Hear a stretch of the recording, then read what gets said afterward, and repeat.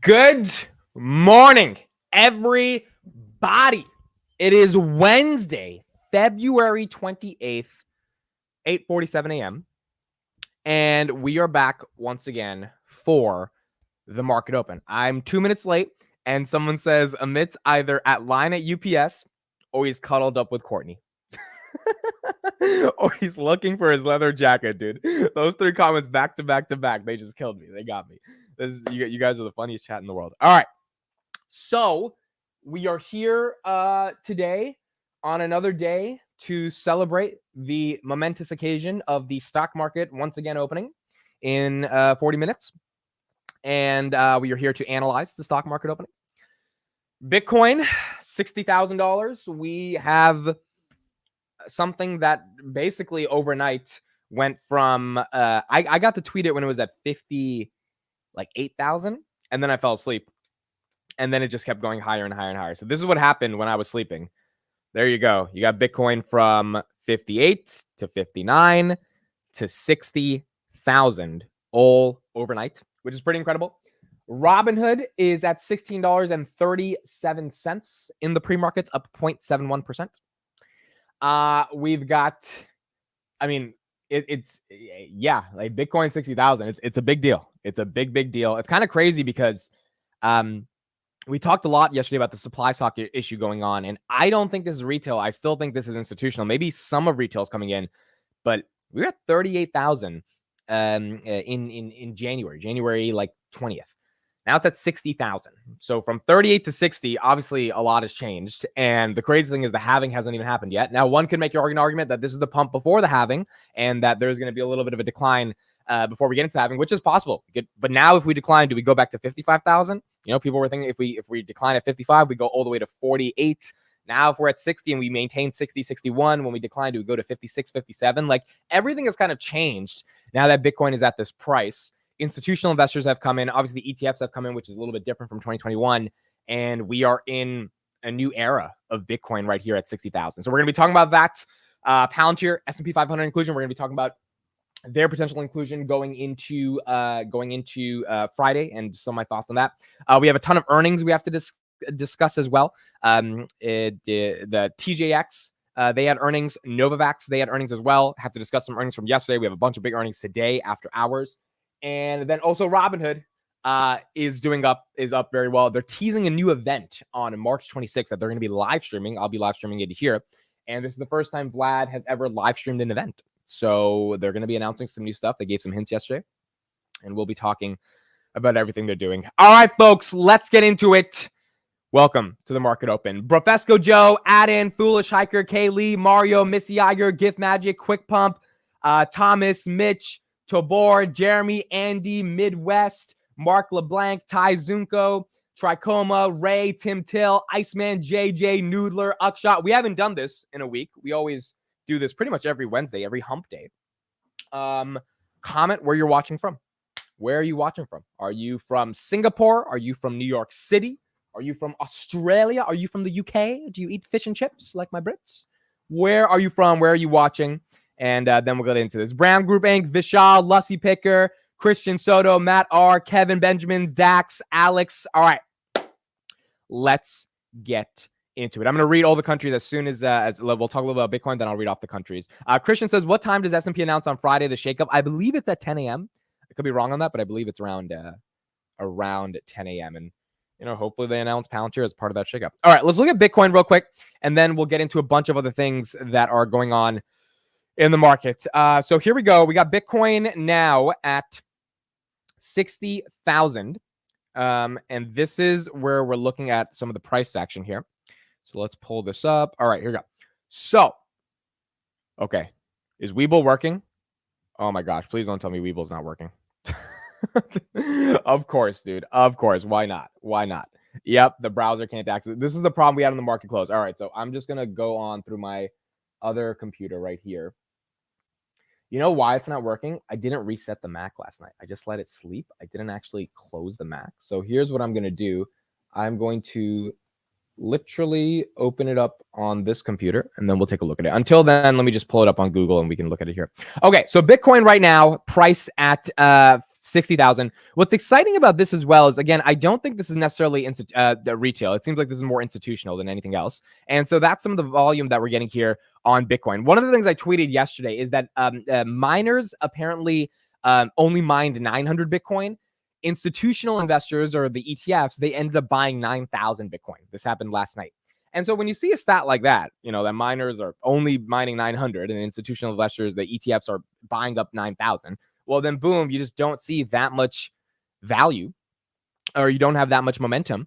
Or from retail, you have a lot more momentum from the ETFs. I mean, to do a 10x increase of what the institutions are buying, 9,000 versus 900 being created, that's a really, really big deal. Let me just show that graphic here real quick. So here is the graphic. 9,163 purchased by ETFs, 900 produced by miners. Another graphic we have is the number of assets within the gold ETFs versus Bitcoin ETFs. So we have about 52 billion officially now in the Bitcoin ETFs. There is 90 billion in gold.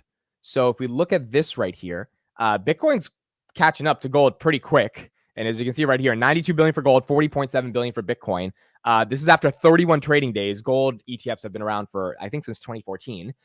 So obviously, there's a lot more demand for an asset like Bitcoin versus demand for an asset like gold. And as a result of that, we are continuing to see upwards momentum in regards to Bitcoin seeing capital appreciation. People want Bitcoin and they are willing to buy it via these ETFs. These ETFs, as a result of that, have to buy it for the people. Oh, Joe Lonsdale's on CNBC. Interesting. Let me pull that up real quick. Let me see if I can get that. That would be interesting to watch. Joe Lonsdale is oh wow, he is on CNBC. Yeah. Okay. Well, he's talking about the acquisition yet. Okay, so we'll watch that in a second. So, So again, that's why the institutions are buying this stuff, and that's why ETFs are buying it. There's just more demand, more inflows coming in, and as a result, people ultimately want to have access to it. I remember when Kramer said to sell Bitcoin about 4 months ago. Good times. Yeah, that is that is probably true. The thing about Kramer as well is he also was saying that I don't think he's never not believed in crypto. He's just always been a bit on crypto. So it's never, yes or no. He's just kind of random about it. Whereas Andrew Ross Sorkin more so has these feelings that, crypto is not necessarily the best for him. Okay, so what else is going on in the broader market? So that's what we have on Bitcoin, right? Bitcoin is up, and obviously that's one of the only things that's up. One of the reasons the market's actually down and things are down in the pre-markets outside of some of the crypto stocks is because of this stat right here. US GDP for the Q4 came in, here you go, at plus 3.2%, below expectations of plus 3.3%. Now, look, that means the US economy in general grew at 3.2%. That's not bad. That's not bad at all. It just came in a little bit below expectations of 3.3%. So the stock market is kind of down a little bit on this news. I mean, the S&P 500 is, the S&P is down 0.28%. It's down from 506 to 505. If growth is slowing down, obviously the market's going to be hard to be able to get some of those multiples. And that's why even Robinhood, I think it should be ripping more right now in the pre-market, given Bitcoin's at 60,000.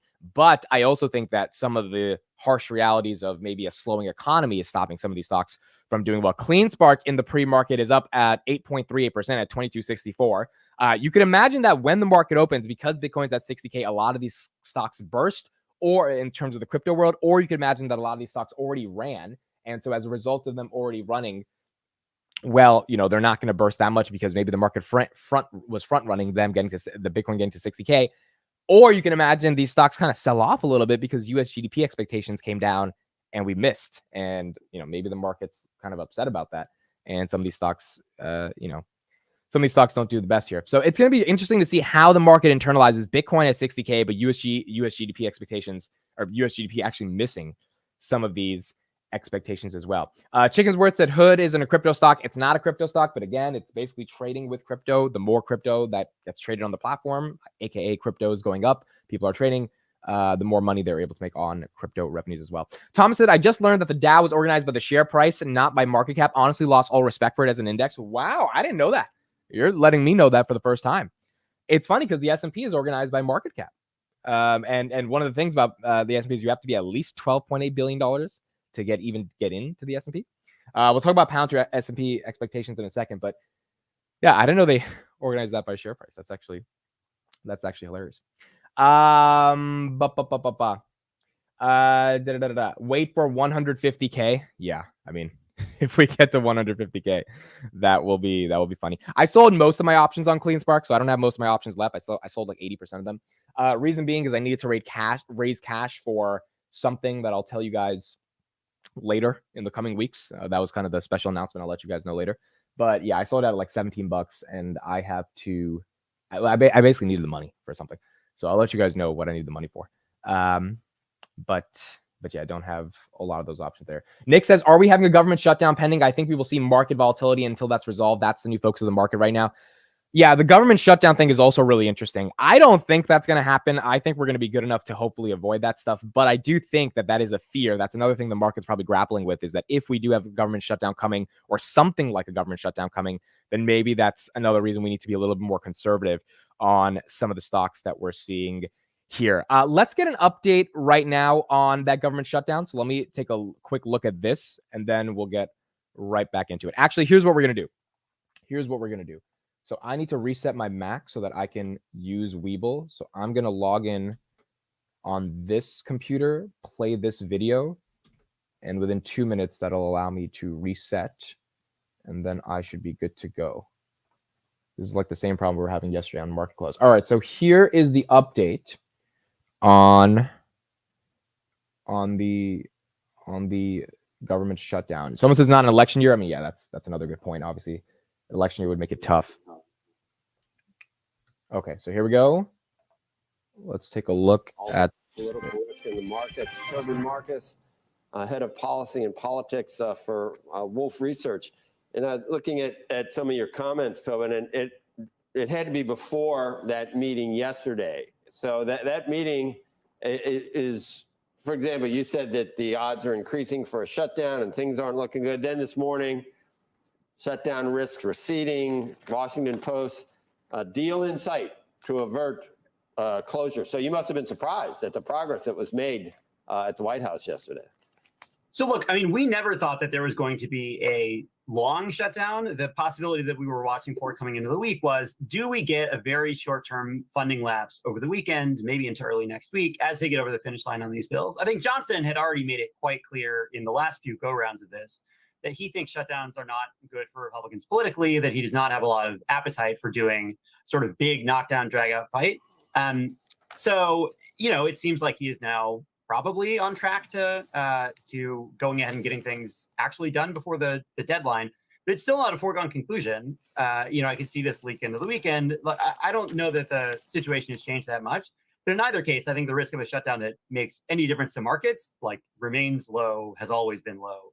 This was a kind of a question of, can they color all the way inside the lines, or do they run a little bit over time? Well, when you hear about one of the sticking points is the minutia and exactly how much to spend on the special supplemental nutrition program for women, infants, and children. That was like a major problem because I guess $7 billion's already been earmarked, or $6 billion's been earmarked. They want another $7 billion. I don't know how how do these things, you know, not being there, watching the sausage get made, Tobin, how do these things finally come to how do they ever come to an agreement?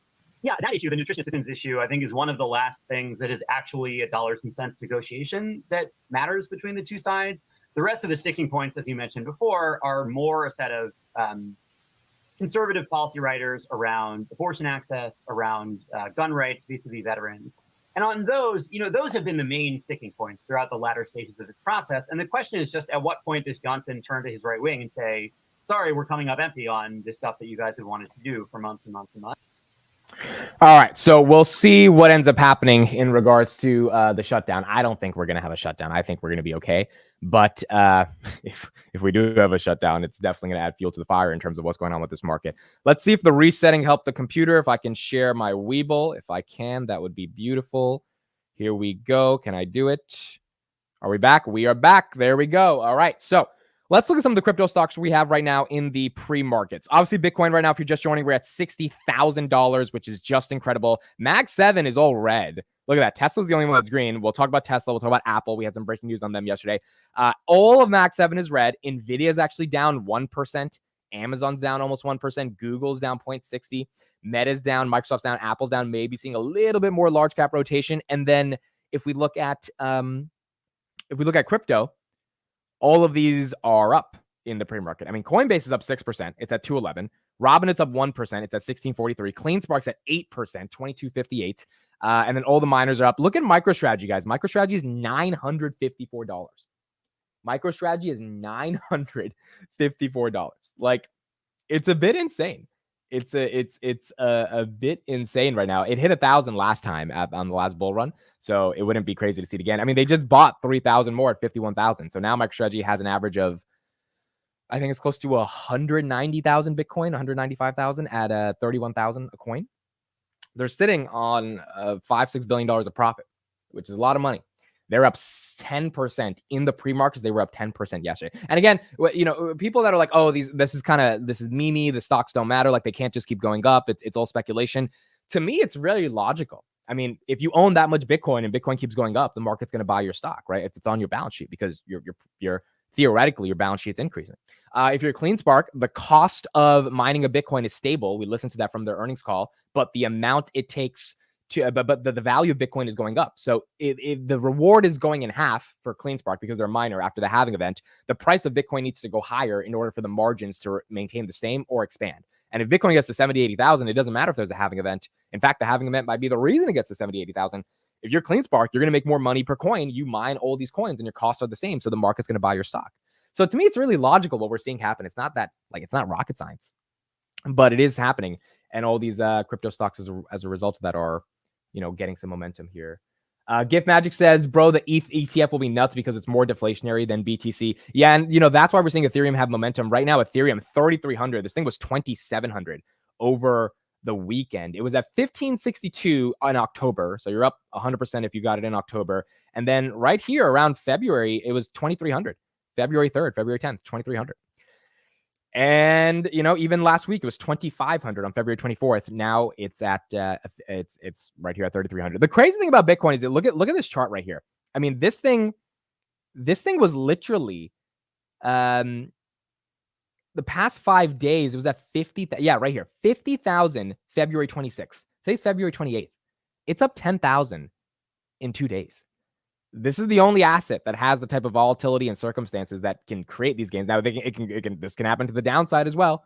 But the point is, you know, this is how Bitcoin operates. ARK Innovation Bitcoin Fund, that's up 6% in the pre-markets. IBIT is up, I would imagine 6% in the pre-markets. Yep, there you go. And then BITO, which is the futures Bitcoin strategy ETF, that is up 6% in the pre-market as well. And there you go. That's Bitcoin at $60,000. Okay, so that's what we had on Bitcoin. Now, we also had some news last night that was pretty incredible, which had to do with Apple and what they're thinking about in regards to, well, not creating a car anymore, apparently. Apple was always in business for the last 10 years of developing an electric vehicle that could rival the likes of Tesla. And apparently that's not happening anymore. And Apple's basically said, you know what? We are completely done with this car. Christian Soto, thank you for the $2 super chat. He says, he said options. That didn't last long. I didn't say options. You guys are just so conditioned to hear options that's what you heard. I said derivatives.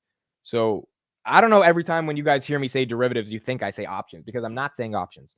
But I know it's hard to let go of old habits. And that's okay. I understand. But it's derivatives, guys. I'm deriving. It's okay. It's okay. But don't act like you don't hear the truth, you know? I know we all have to adjust, but it is what it is. All right. So let's talk about Apple and let's discuss what's going on Apple. Bay Ray, I'll talk about your Palantir question in a little bit. So Apple basically decided that they're done creating their electric vehicle. This has been going on for 10 years. And the reason they decided they're done creating this electric vehicle is because, well, essentially they realize they're not actually getting the job done. And when you're not actually getting the job done, you're wasting, I would imagine, tens of billions of dollars at least on what's going on. And that's not going to make the market excited if you're wasting that much money. So Apple's winding down their electric vehicle project. This was actually called Project Titan, which is funny. And they are now switching to generative AI. They made the disclosure internally Tuesday, surprisingly nearly 2,000 employees working on the project. Imagine your entire life's purpose just goes to zero when the company's like, yeah, we're just not going to fund this anymore. And I mean, it's something you have to deal with. It's pretty tough. The two executives told staffers that the project will begin winding down and that many employees of the car team, known as the Special Projects Groups or SPG, will be shifted to the AI Intelligence Division under executive John Gianandra. Those employees will focus on generative AI projects, an increasingly key priority for the company.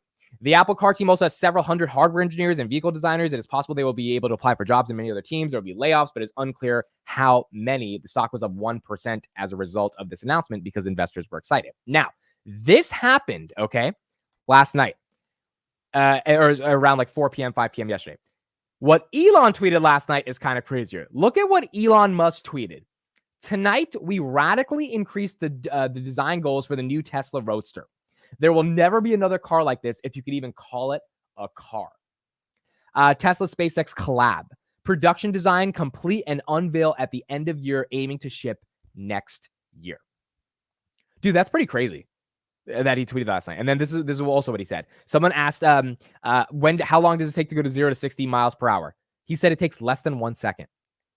He said this at like 1 a.m. last night. And that is the least interesting part. And then someone says, can it fly a little? And Elon has the rolling eye emojis.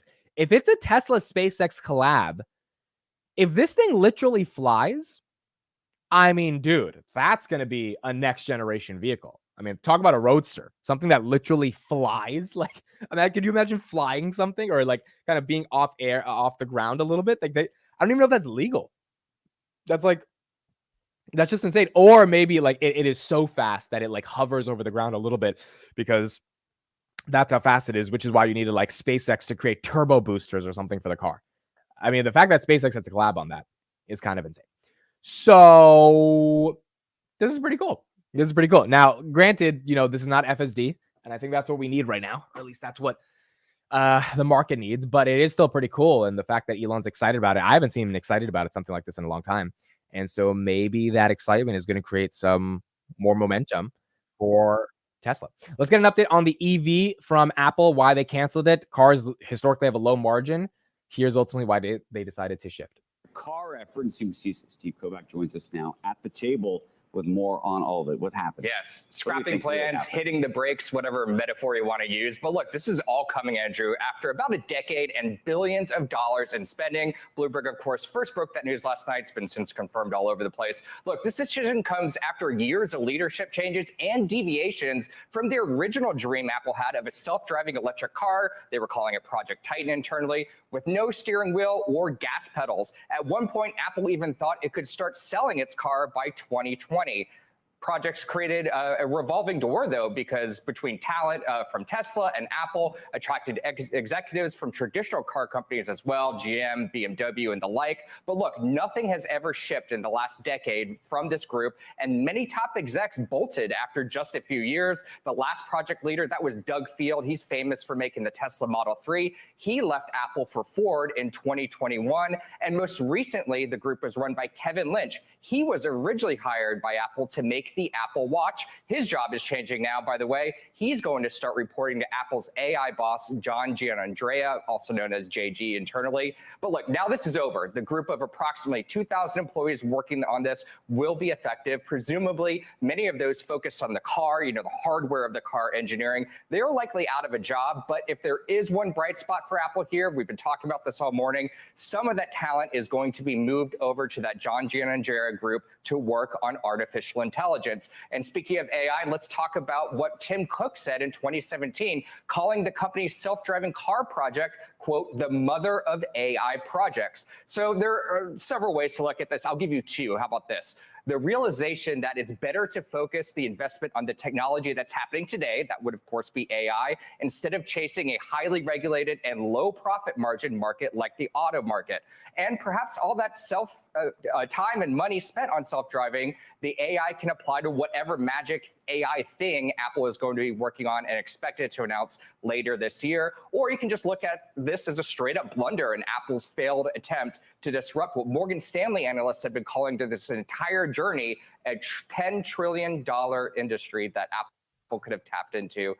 I think they're talking about generative AI right there. I mean, look, Apple probably could have been first in generative AI. The fact that Apple doesn't have their own LLM, or obviously Siri isn't better, or voice to text, or sort of neural language processing isn't more sophisticated, it's definitely something to be concerned about if you're an Apple investor. But the good thing is they're changing course. And this just lets you know every great company makes mistakes. Every great company makes mistakes. Because and these mistakes that they make ultimately have to implicate the broader product cycles that they do. And this was a 10-year mistake, which I don't know if it's necessarily a mistake. I mean, it was a mistake, but they have to innovate. You have to do this stuff. It's just not focusing on AI 5 years ago and scrapping the car to be first right now versus letting Microsoft take the cake with ChatGPT. Probably a broader mistake. Chris said, I told you they wouldn't make it because of low margin. Yeah, dude, if Tesla is struggling with their margins, there's no way Apple is going to make their margin better. And here's the other thing about the Apple car.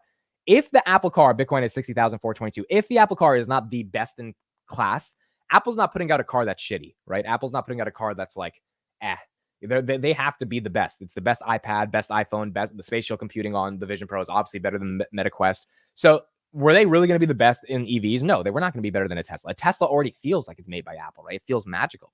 So if they were going to be the best and they weren't going to generate a margin and it wasn't fully autonomous, because why would they just make a car that's, not at the most cutting edge of technology? This was never going to go anywhere, quite frankly. All right, Bitcoin at 60,000. So what's interesting to see right here is Robinhood's actually down in the pre-market. I think there's a couple of reasons for why Robinhood is down, and we'll talk about them for a little bit. One of the reasons is that the thing's run up a lot, and I think people are taking profits. Now it's interesting because Bitcoin is up, 4% overnight. So you would imagine that would shoot Robinhood up a little bit with some of the other crypto stocks. But this is where Robinhood deviates a little bit from some of the other crypto stocks. It's a little bit, less like crypto in these situations. So I think right here, maybe we get a little bit of a dip today if it's down in the pre-market on crypto going up, or maybe this is some market maker activity kind of trying to get the stock a little lower before they buy a huge bulk of it going into the day as crypto starts to inch a little bit higher. So we'll see what happens. Crypto is literally up. Bitcoin 5.58%. So it's not even up 4%. It's up 5% in the past 24 hours, which is just incredible right now that we're looking at. And we'll see the implications of that on a variety of stocks as soon as the market opens in 15 minutes. Here's crypto. Again, a lot of things are green. Robinhood's one of the only ones that are red out of all these stocks. Coinbase is up. CleanSpark is up. Hut 8 Mining, MicroStrategy, Bitfarms, all these guys are up. Now, Graham, they've run a lot already. So I think the market also might take profits here. And that's another reason why some of these stocks just might not be green, which means it might create some really good dip opportunities as well. Okay, Palantir. What do you think about the odds of the Palantir S&P announcement on Friday? So Arnie shared this tweet yesterday. I made a video about it as well if you guys caught Daily Palantir yesterday. And the argument was around, well, if S&P rebalance is happening, then maybe Palantir should be included in it. Now, S&P rebalance is happening on Friday, and there's a bull and bear case to the rebalance happening with Palantir. Here's the picture right here so you guys can see it. I'm going to be really objective here on what could happen to Palantir. I think here's the bear case on them not getting in. The bear case is that Palantir fits all the requirements, but the problem is that they have such a low institutional float. They have the second lowest institutional float if they were to get accepted into the S&P 500 on average. These guys have 75% ownership. Palantir has 41%. So if we got in, we would be the second lowest institutional float. And that's why the committee, these like random group of people that decide who gets in or who doesn't get in, they might end up saying, you know what? Palantir doesn't deserve to get in because their stock is too volatile. They don't have enough institutional support. So we're going to look at them on the next rebalance, which is like in June. We're not going to look at them right now. That's the bear case to them getting included into the S&P 500. The bull case is that they fit every requirement. The committee's like, okay, so there's no reason to not let them in. SolarEdge left in December. Uber and Lululemon were added in December. And so they get in. Now, the bear case on this of them getting in is that maybe it doesn't do that much for the stock. The stock's up 50% already. I think there's a world in which the institutions were like, okay, after earnings, we know that Palantir is a good company. We know that the earnings were good. We know that the numbers were good. We know that it's an AI play. And now we know that they're eventually going to get into the S&P. Let's just buy the stock, which is why we saw a 50% move, right? That's something typically an S&P catalyst would kind of create. So maybe what I'm trying to say is that it might be baked in, that this catalyst is not really catalyst because we've already had so much momentum come in. Now, the opposite is if it's not baked in, the stock's probably going to 27, 28, right? Because if you have a ton of buy-side pressure come inside when it gets rebalanced into the index, then there's just going to be more institutional funds that are like, all right, we are underweight. I just said, they only have 41% exposure, so they're going to want to get more exposure, and that happens. I think it's really just a question of if the committee decides or not. And if they do decide and we don't see that much buy side pressure, maybe it's because it was baked in and we already had a lot of that happen. I mean, we went from 16 to 25, right? We had a lot of that. People already bought for that reason. If not, then maybe they do start buying and 26, 27 becomes the new normal, not in 25, which would be exciting. Bayray says $28, my covered call strike. Yes, dude, your covered call strike is under pressure. That's what you get for writing covered calls on Palantir on Friday. This is what you get.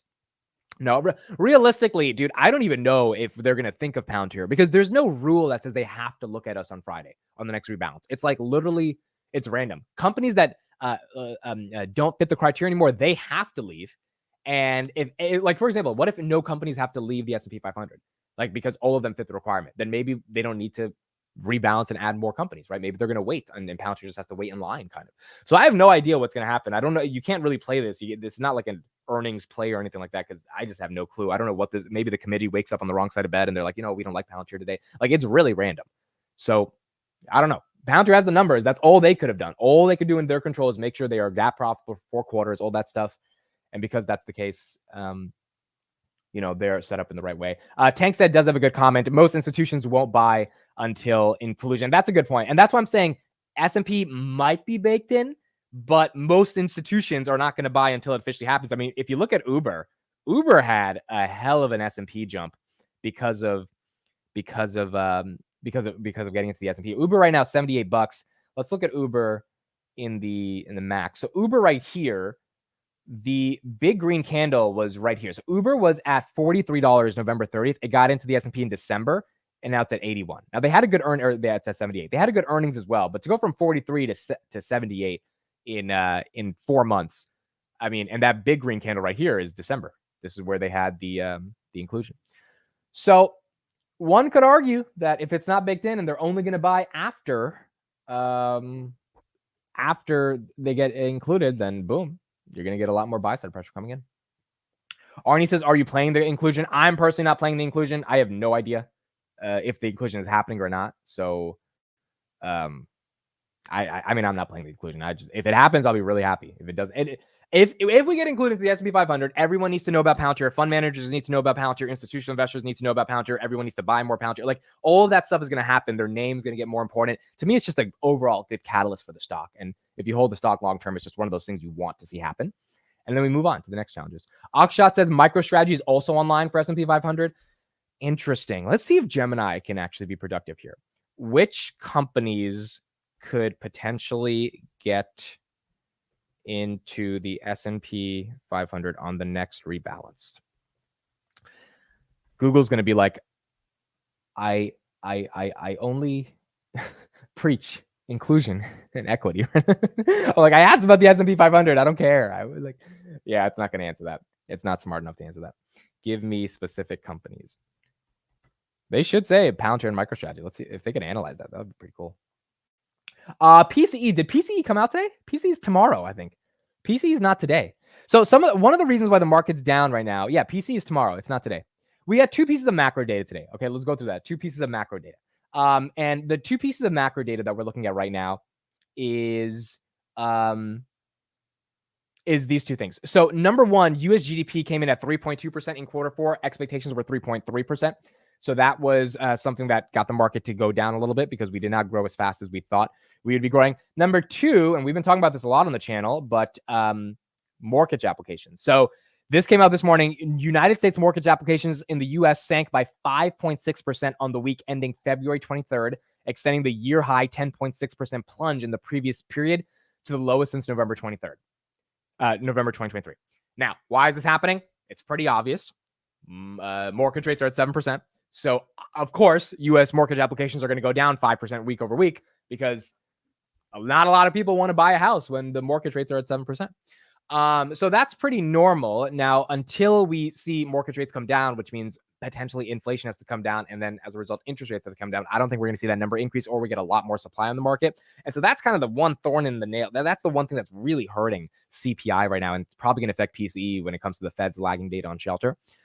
So tomorrow when we get PCE, that's probably not going to be the best, but I don't know if it necessarily tanks the economy. We get CPI in like 2 weeks. I think if we have a really hot CPI, it can give us a short-term stop in terms of what's going on in the market. SoFi down about 1% as well.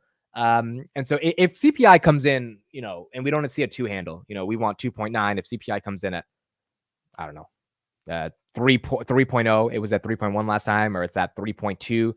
Yeah, the market's probably going to take a little bit of a breather. I mean, it's going to have to take a little bit of a break, because then the market's just going to be expecting that, all right, well, the Fed's eventually going to not cut as soon. I mean, look at TFC. TFC has been decimated in regional banks really over the past year to date, especially because the market is concerned that if rates don't come down, these loan losses are going to become too big on their balance sheets. Now, my belief is that rates will come down and loan losses won't be a big deal, but it's just a question of when, and it depends on inflation. It really depends on inflation coming down. Bitcoin, 60,341 right now. Tesla, 199. It's up at $200 in the pre-market. Robinhood flat, 1625 in the pre-market. CleanSpark up 6% at $22 in the pre-market right now. Oh, core PCE came in. Fourth quarter, 2.1% versus 2% expected. That's another reason. I didn't even know core PCE was out today. Okay, Chris, if that's correct, then yeah, that's another reason why it's hard for Robinhood to take off right now. It's like Bitcoin's at 60K and the market's just not, the algorithms are just not allowing this thing to keep going up. Yeah, here we do. We do have core PCE data. I think let me pull this up right here. I thought that was on Thursday, dude. Yeah, I thought that was on Thursday. That's a little bit hot of a report. That's a hot of a report. Here you go. Here's core PCE. Are you going to stream Celsius earnings call tomorrow? Is it after hours? If it's after hours, then yes, I will. If it is, I will. So U.S. core GDP prices rose 2.1% year over year, estimated 2.0%, and previous was 2.0%.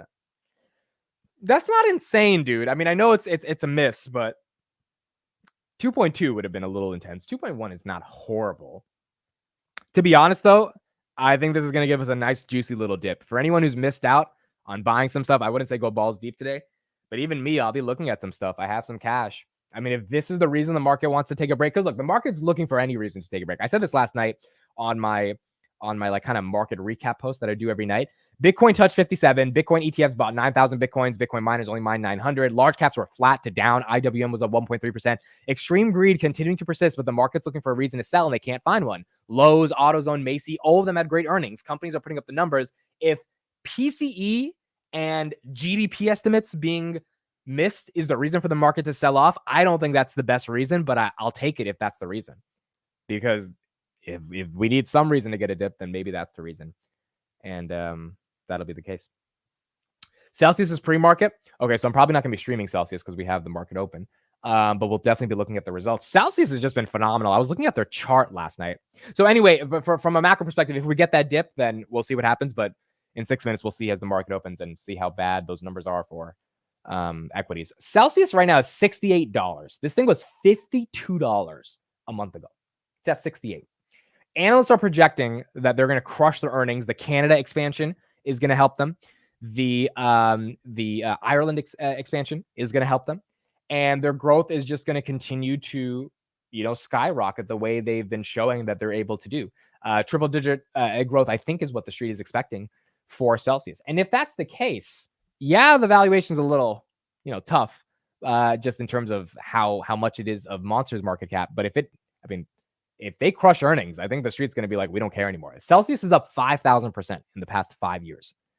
I mean, it's up a lot, dude. It's up a lot. It's like 300% in the past couple of years. So we'll see. We'll see. The market cap's going to get up there. If they crush it, they get to 75, 78, they're going to start to approach Monster's market cap. But maybe they deserve it because the growth is just going to be there. Actually, analysts are a bit conservative. Okay, so Chris expects a big beat. I think the drink is disgusting personally. I tried it. It's not for me. That's not a reason I wouldn't buy Celsius, but enough people in the world are drinking this thing. Bay Ray in the chat drinks like 2 of the grape ones every day. And like, I don't know how, but like people like this drink and they're expanding. And if people like the drink and they're expanding, then they're going to put up some serious numbers. And if that's the case, the street's going to reward them. Dutch Bros is down 3.8%. I don't know why they're down in the pre-market, but they are down. Robinhood down a little bit in the pre-market, 16.19. Tesla again, 199. Where's Palantir? Palantir, by the way, was at $25.30 yesterday on Robinhood's overnight trading. Right now, they're at $24.58 in the pre-markets. Also, I said I was going to show you guys some quick news on Robinhood. Here is what they tweeted last night. So they put out this report, or not report, but this like teaser. Here's what it is. The new gold standard is coming. They are doing a live stream on March 26th. This is the first time Robinhood has ever done a live stream. Vlad's going to be there. And they're showing off something. This is definitely a credit card, but it might also have to do something with crypto. It might have to do something with, more features. They showed us their 2024 product roadmap. We know they're trying to be really aggressive and show off a bunch of things. And so March 26th, it'll be interesting. 7 p.m. Eastern Standard Time, we'll be live streaming what Robinhood is showing off. And if it's another new product category that could bring more revenue to the company, then I think that's going to be really exciting as well. Is Celsius a Reddit stock? No, I don't think Wall Street Bets likes Celsius. It's a big retail stock that's popular because their growth is so amazing. And obviously it's a drink that a lot of people drink. So it's kind of like a Peter Lynch play for a lot of people in the context of what they're doing. Someone says it's Bitcoin. I think there might be something to crypto here, dude. I think that because the new gold standard, obviously that's a play on the word on the gold memberships they have. On top of that, we already looked at the index for this like post on Twitter, and we saw in the underlying text, if you just press inspect F12, it says credit card, right? So we know there's something for a credit card. They said they were going to announce that. And then, is there a crypto vault? Is there staking introduced? Is there some type of feature that allows people to, buy or sell different crypto coins? Are they listing different coins? Are they introducing new rewards? And something around crypto would be interesting, especially to take advantage of some of the momentum we're seeing right now. Nvidia's down 1.4%. So Nvidia's taking a breather. People are finally taking some profits. SMCI down about 4% in the pre-markets. We got the market open in 2 minutes. Rivn is down about 0.63%. There was a take yesterday that Apple should buy Rivn. We'll talk about that in a second, and let me know your guys' thoughts are there. Google, 137. Wow, Google's down in the pre-market. Google was at 140. Google's down. It seems like the GDP numbers and the core PCE numbers are hurting the market right now. S&P as well, down about 0.3%. And that's what's making things a little bit intense for some of these stocks. Robinhood desktop app, yeah, that might be something as well. Okay, by the way, guys, I think we're going to start off lunch with Amit today. You know, we're talking about we're going to do a lunch show every day from like 12 to 1. We're definitely not going to do it every day yet because I haven't like fully planned out enough guests and the theme of it. But we're going to have Farzad, who is a Tesla bull today at 1 p.m. It'll be Lunch with Amit, episode 1. So we have morning open, lunch, and then the market close. And he will be with us discussing Tesla, Twitter, SpaceX, Elon Musk kind of tweeting about politics every 5 seconds. He's one of the biggest Tesla guys on YouTube. He has like 100,000 subscribers. And we're going to get all of his thoughts on what's going on with Tesla today. So if any questions you want me to ask him about Tesla, I would say he's like one of the larger people on the planet that knows about Tesla. He used to work at Tesla. We'll be asking him all those questions here today. Amit leather jacket lunch hour. Maybe that's what we got to call it. Oh, Beyond Meat. I forgot to mention Beyond Meat. All right, we'll look at that as well. Ladies and gentlemen, February 28th, Wednesday, 9:30 a.m. The stock market is now open.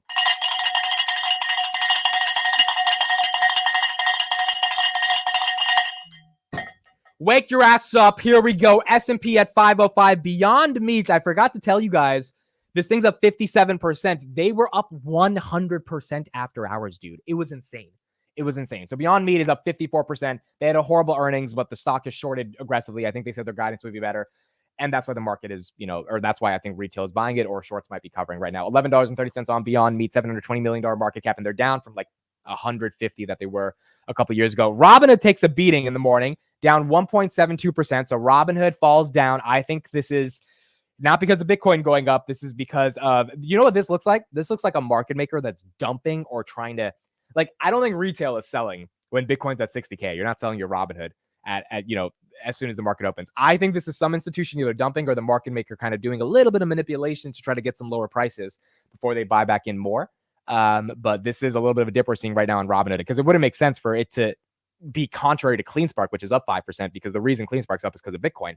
Same thing for Robinhood, but maybe there's something else going on behind the scenes. Robinhood, $16.03. CleanSpark, $22 right now. They're up 5.3%. ARKB is up 5%. Beto is up 5.2%. Ibit, 5.4%. Uber's down a little bit. Celsius is down about 0.4%. Beyond Meat, again, up 54%. PayPal, it touched 60 yesterday, but of course we can't stay above 60 forever. So 59.56. Hims is down about 3%. They're up 30% in the past couple of days. Can't really complain about that. SoundHound's down about 5%. They were up 20% yesterday, so that's okay. Palantir, 24.51 on the day, down about 0.12%. Unity, 30.25. Coinbase 208. Look at that, up 5% today. MicroStrategy up 9.38%, $952 on MicroStrategy here right now. We have all the crypto stocks. If you're looking at them right here on crypto, we have MicroStrategy that's up, Bitfarms that's up, Marathon 6%, Riot 3%, and then CleanSpark 5%, Coinbase up 4.52%. Marathon now above $32. They have earnings today as well after hours.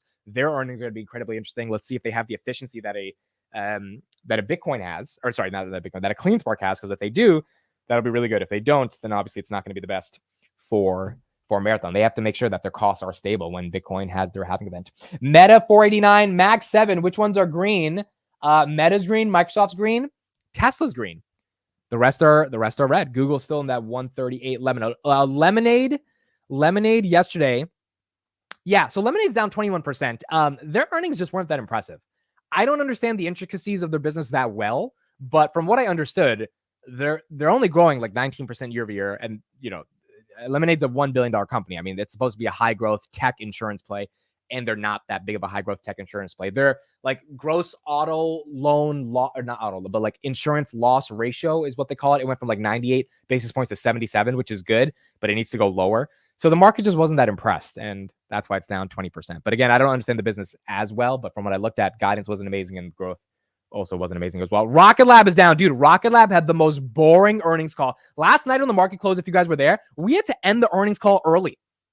Like, by the way, Bitcoin right now falling 59, or right, it's at 60,000. It's at 59,995. We had to end it within 20 minutes because it was so boring. I mean, like, I could not imagine being a shareholder of this company and having to listen to that damn call. Like, they spent like an hour and a half. Thank goodness we ended it within like 25 minutes because it was just like, this is supposed to be the most exciting thing in the world, going to outer space, and they made it the most boring thing in the world. So their numbers weren't great. Financials weren't amazing. Now, it wasn't horrible. I don't know if they deserve to be down 12%, but their numbers like weren't blow it out of the water. And so, I mean, if you're a long-term Rocket Lab holder, this is probably a dip that you want to look at a little bit more. Every time PayPal gets to 60, some news knocks it down. Yeah, pretty much. But so Rocket Lab right now at $4.14. Now, remember, if you're buying Rocket Lab, you're speculating on them succeeding in space. And I think you're buying them at $2 billion. You got to be optimistic that in the next 10 years, this thing can really become like a pseudo SpaceX. And I just don't have that level of conviction for Rocket Lab. So that's why I never got into it. But that one is down a little bit today, 11%. I mean, they have the best chance out of all the space companies to do well. It's just, we're going to see how this ends up playing out over time. Bitcoin, 60,000. S&P is down at 505. Owen, shout out to Owen in the chat. Thank you for the $2 super chat. He says, just went all in on Rocket Lab. Wish me luck, everyone. Let's look at Owen's stock from 2 years ago, Upstart. This is down 2%. Owen, I know you love this company. This one is not necessarily doing that well, but this one right now at 25.62. Uber 78, CleanSpark 21. Robinhood still taking a beating at 15.97, 1.73. So the street is selling it off. Again, I think this is a little bit more. I really do think there's a little bit of something going on with the market makers here. I don't think people are selling off their Robinhood just to sell off their Robinhood. I think there's institutions that are dumping or market makers that are trying to get better prices. I'm looking at the order flow right now. Nothing unusual is on the order flow. I mean, the next wall for Robinhood is at there's barely even a wall. At $17, there's like 39,000 shares, which is at $16, there was 100,000 shares, and we broke through that wall. So this to me actually, like, look, I'm not saying I'm the best at understanding what manipulation looks like, but there's no reason it should be down 2% when Bitcoin's at 60K, dude. This thing should be like spinning to 17, but it's down for a reason. And I think that might be a little bit of what's going on with the market makers. Palantir, let's take a look at these guys. Where's Palantir at? Is Palantir down today? Or are we holding 24? Google 138. Are we holding 24? Let's go to SaaS. Let's go to SaaS companies. So here's all the SaaS companies. Okay, here we go. Wow, look at all that red. Everything's red. Even Palantir is red. Look at SaaS. The only thing that's up is Adobe and Oracle. That's all of tech is down. Yeah, all of tech is down. That's pretty aggressive down, dude. That's like all of this, guys. If you're wondering why is this happening, I think 3 reasons. Number 1, people are taking some profits. We've had a pretty good run the past couple weeks. Number 2, PCE came in above expectations and GDP came in below expectations. Those are your 3 reasons. It's not a super aggressive red day, but they are definitely red. Let's look at fintech. Yeah, fintech's red outside of Square and Coinbase. See, this is what I'm saying. I think manipulation's happening with Robinhood, dude. Coin and Square are the only fintechs that are green. The other fintechs aren't green because they have nothing to do with crypto. Bitcoin's up 5% in a day, so that's why these guys are up at least 1%, right? It's just they have to be. Their businesses are affected by Bitcoin. How is Robinhood down 1% if Bitcoin's up 5%? I think there's some manipulation happening. There's no reason it should be down. And I don't think retail's selling Robinhood at this point. Like most of retail just got in at $14. So it's interesting. We're seeing some interesting things happen here. Chris's rumor is that Celsius makes frogs straight. Dude, that's hilarious. You got to tweet that, Chris. You got to tweet. That's got to be your answer to the earnings. That'll be great. Clean Sparks up 5%. Coinbase up 4%. MarketStrategy up 7%. What else do we have right here? What else do we have? Everything else red. T-Doc, by the way, Kathy Wood is apparently selling out of her Teladoc. She's liquidating. She's selling like 500,000 shares every day of Teladoc, which is really sad that this is going to be another Kathy Wood position that ends up getting liquidated. She did that with Palantir at one point. She did that with Spotify. She did that with another company I'm forgetting the name of, Skills. She did that with that like company, a video game company. Like it just seems like every time she buys the dip for 2 years and then the company they can't perform and then she sells. Roku, she bought some more Roku yesterday at $63 right now. So it seems like that may be happening with Teladoc. Amazon 173, Nvidia down about 1.29%. Broccoli Bob says when your stock is down, it has to be manipulation. Dude, no, I'm pretty objective about this. I mean, I also said Robinhood should probably take a breather because it's been running so much. It's just I didn't expect Bitcoin to be at 60,000. If Bitcoin was at 57 today and Robinhood was down 1%, I would be like, dude, no worries. I understand. Like it's run up 70% in the past 3 months. It needs to take a break. That's totally fine. But when Bitcoin's up 5%, that's not a reason for it to take a break. That genuinely seems like it's more manipulation here than anything else because everything else associated with crypto is green, which actually might be good long-term because if it's being manipulated right now, it might be because there's some whales that are trying to really get in at a better price. That might be one of the reasons. If Palantir doesn't go into the S&P on Friday, will there be a sell-off? No, I don't think so, dude. I don't think the street cares that much. Like, here's the thing. I was saying this yesterday on the on my Daily Palantir episode.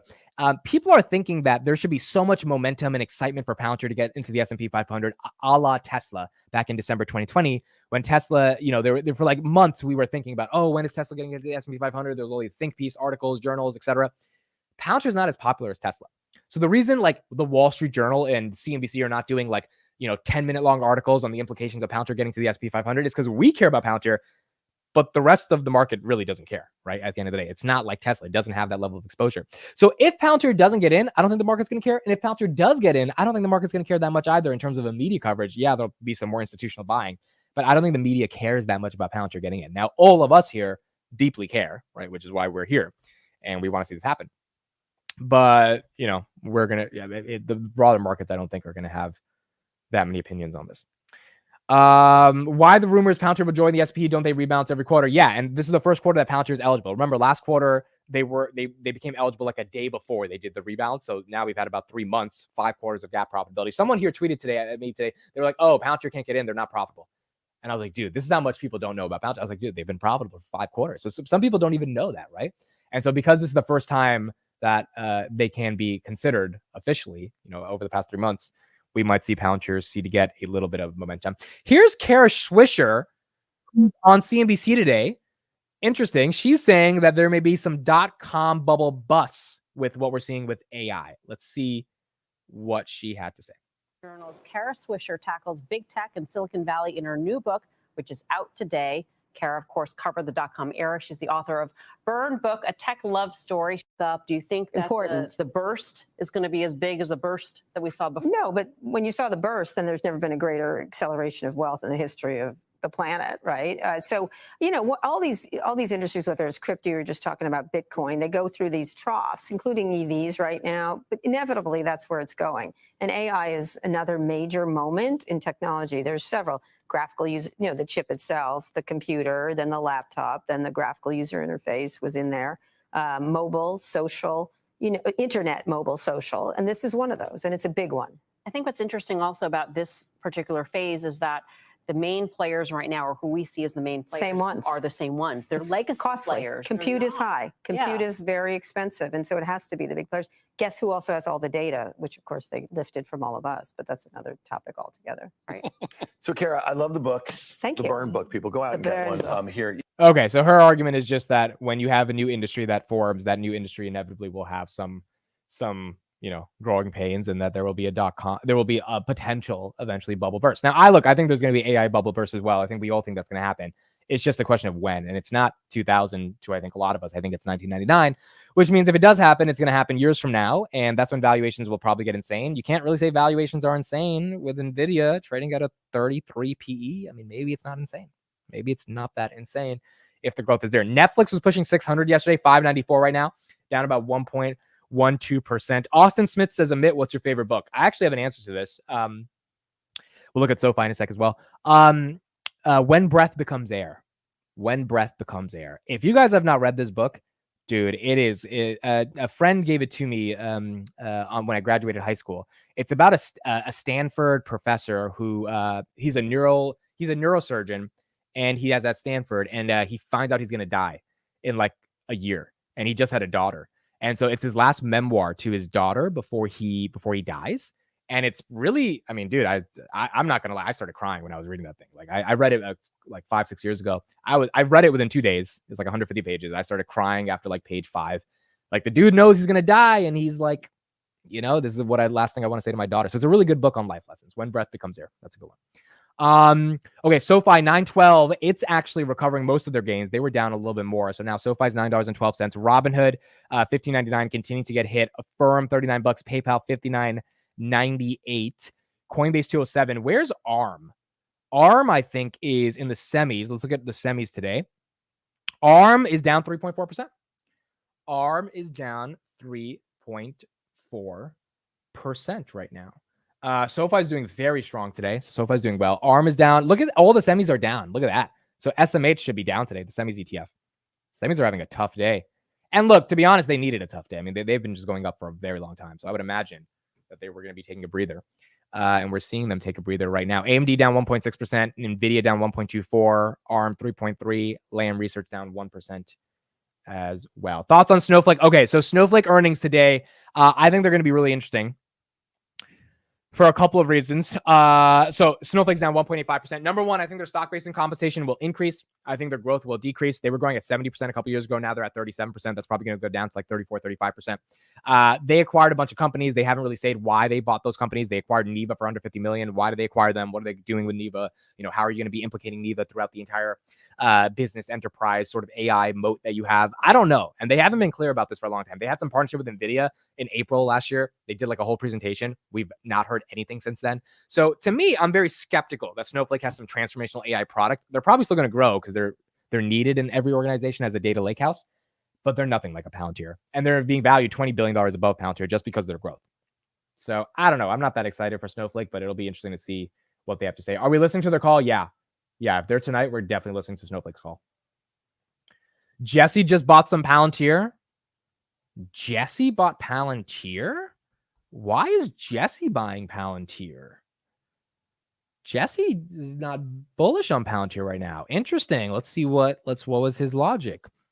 Jesse said, bought some Hood and Palantir stock. So he sold CleanSpark and he bought Hood and Palantir. Actually, that's a good thing to do, dude. I mean, that makes a lot of sense. Like, first of all, he's up a lot on CleanSpark. Second of all, CleanSpark is a miner, a lot more volatile. So selling CleanSpark to buy two things that long-term probably are going to do better, like Hood and Palantir. Yeah, makes sense to me. Amit, do you sell your Hood? No, I do not sell my Hood. In fact, let's take a look at the options on Hood. They are currently, so we're up 104% on these guys. So we're up 104% on these. And the funny thing is these guys are up even though Robinhood's down today. And again, this is another thing about options that I've looked at. So Robinhood, look at this. Robinhood's down 1%, right? Theoretically, my options should be down more, but the options are actually up. And like 2 seconds ago, they were actually at 165. This is where I think some manipulation is happening. Because if you're trying, let's say like when the stock goes down, sometimes, usually the option prices go down and it follows, right? Because if you have a call at $20 and the stock is getting lower than 20, the market's willing to pay less than what the asking price was. So your option value will go down. When the option value actually goes up or is flat as the stock goes down, that means people are trying to still buy that option at a higher ask price or derivative than what is being bid for, because they know the stock probably shouldn't be down, or the market makers know that this stock isn't actually supposed to be down. They know that it's just, it looks like it's down, but it's not really down. It's kind of the same as like market makers putting these like spoof walls on the order book flow. That happens. Oh, wow. The light came up on StreamYard finally. Wow. We finally got it. So from a derivatives perspective, actually, if my derivatives are up right now, then it might mean, because I think Robin is being a little manipulated right now. I think that's the case. Derivamit. That's correct. Derivamit. Again, every time I say options, it's you guys are hearing options. I'm not saying options. So just remember that it's a lifestyle now. Derivatives are a lifestyle, okay? And you got to adapt to that lifestyle, especially as you hear me talk about it. Bro, you have spreads. Well, also that's the other case. I mean, the spreads are kind of covering the mark to market varies significantly, Mr. Derivative. That is true. I mean, look, we have a $20 spread on top of that. Look at this. Oh, look at this now, guys. Now it's up 160%. This is what I mean. Look at this. It just went up 100. It was at 100%. Now it's up 156%. So you see how they're at $2 right now, and then they're at 195, and before they're at 160, even though Robinhood's down. So because we sold that $20 call on top of buying the $15 call, it is a much more different derivative that engages within the market, which creates a huge spread, as Chris is saying, between the bid and the ask on that derivative. Now, granted, we're not selling for a while, so we're just leaving it there, and we'll see what happens. Okay, here's the GDP estimate here. This is why the market was tanking today. So this is what's going on with GDP. Here we go. Standing by at the CME in Chicago with some breaking economic. Our last look was 3.3. We lose 0.1%. It now moves to 3.2% on consumption. Exact opposite. Ramped it up from 2.8 in the rearview mirror expectations that it dropped a bit. Instead, it increases to 3%. 3%, that's solid. And if you recall, 3.1% was the final Q3 of last year. So we're moving into good territory. That's an important number. On the pricing index, moved up instead of down. We're expecting it to remain at 1.5. 1.5 was the smallest since the second quarter of 2020, but it moves up to 1.6%. And finally, if you look at the price index from a core PCE quarter over quarter, it is 2.1, also 0.1 warmer than expected. So all those numbers kind of hit us. Right now, the 10-year, if I'm looking at that right here, 10-year is 4.29. 10 years actually down a little bit, but 10-year is still up. So, I mean, there we go. That's why we're seeing a little bit of look at. I mean, the S&P, all of these companies, all of these indices are taking a little bit of a beating today. Tesla is one of the only stocks that's green today at 200, and they're barely up. Snapchat's down, S&P's down. SoFi is like maintaining their green, but they're down a couple cents. Coinbase is up, Meta's up, Netflix is down. Google's down, NASDAQ's down from 16,000, 15,945. MicroStrategy's up. Mainly the stocks that are up are crypto, and then a couple of tech stocks like Meta and Netflix. The rest of these guys, there's a lot of red. There's a lot of red. MongoDB is down. Salesforce is down. I think Salesforce's earnings today as well. So Salesforce earnings are going to be important as well. Oh, PanW, yeah. That one, I believe, is down a little bit as well. Hold on, let me look at that one. PanW stock. That one is, yeah, it's down about 0.26%. Now, I got to shout out Chris on that one. I mean, he bought Palo Alto Networks at 275. Palo Alto Networks is at 313 right now. And he called me the day he bought Palo Alto Networks. He's like, yo, you got to look into this. It doesn't deserve to be down this much. And I was like, all right. I didn't know Chris just got off the phone with Nancy Pelosi as soon as he told me about that. I was like, I just like, I didn't know you talked to Nancy like that. So he called Nancy. Nancy told him what to do. Then he called me. And so that's why Palo Alto is up. But that's why it's, that's why we're seeing that happen. All right, here is Apple and Rivian. Gene Munster thinks maybe Apple needs to buy Rivian. Let's get their perspective on that. And then we'll get into some more macro. Here we go. We got Ross Gerber here as well. Oh, wow. It's a treat. Ross Gerber, he's here. I didn't know. Well, I think Apple thought it was a good idea, and I think that they've got a history of redefining, reimagining product categories that were getting off the ground. And so The amount that they're investing by my measure was about $1 billion per year. Most of that coming over the past 3 or 4 years. And Tim Cook said famously in 2017 that autonomous vehicles are the mother of all AI projects. And so if you listened and watched what they're doing, they wanted to do this. This was a goal. And of course, they've now shifted direction. So that's what surprised me. I had put the odds at this at 50-50 that this would come out, 50% chance. I'm famously wrong for predicting Apple Television that got killed in 2017. And that 2017 episode reminded me, because Apple is working on something doesn't mean that it will see the light of day. And now we add the Apple Car to that category. You're too hard on yourself. Apple TV does exist, not the physical TV, but of course the box. So we'll give you a pass on that one, Gene. Ross, is this, I mean, listen, Apple could have probably owned Tesla 5 to 10 years ago. Maybe they still could take a pass at it. Who knows? What's your take? Well, I was with Gene with the Apple TV, and I still can't believe they didn't release the TV, but I knew they were never going to do a car.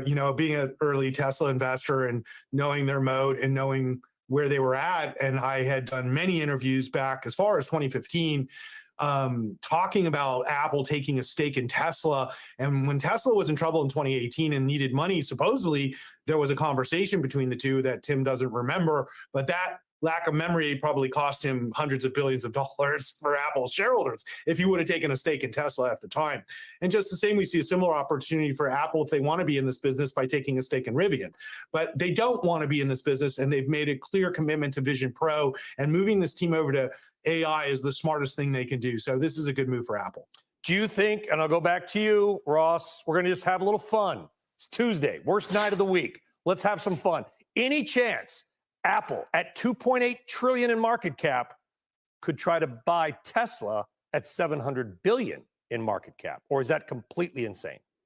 Well, not with this FTC. I mean, this FTC won't even let two bad grocery stores merge, let alone something as dominant as that. So, we got to wait till something changes there. But in theory, I think the bigger issue is that Tim Cook and Elon Musk are like oil and water, and they would never work together ever. Okay, literally ever. So it would have to be one or the other in charge and the other not being involved if that was ever going to happen.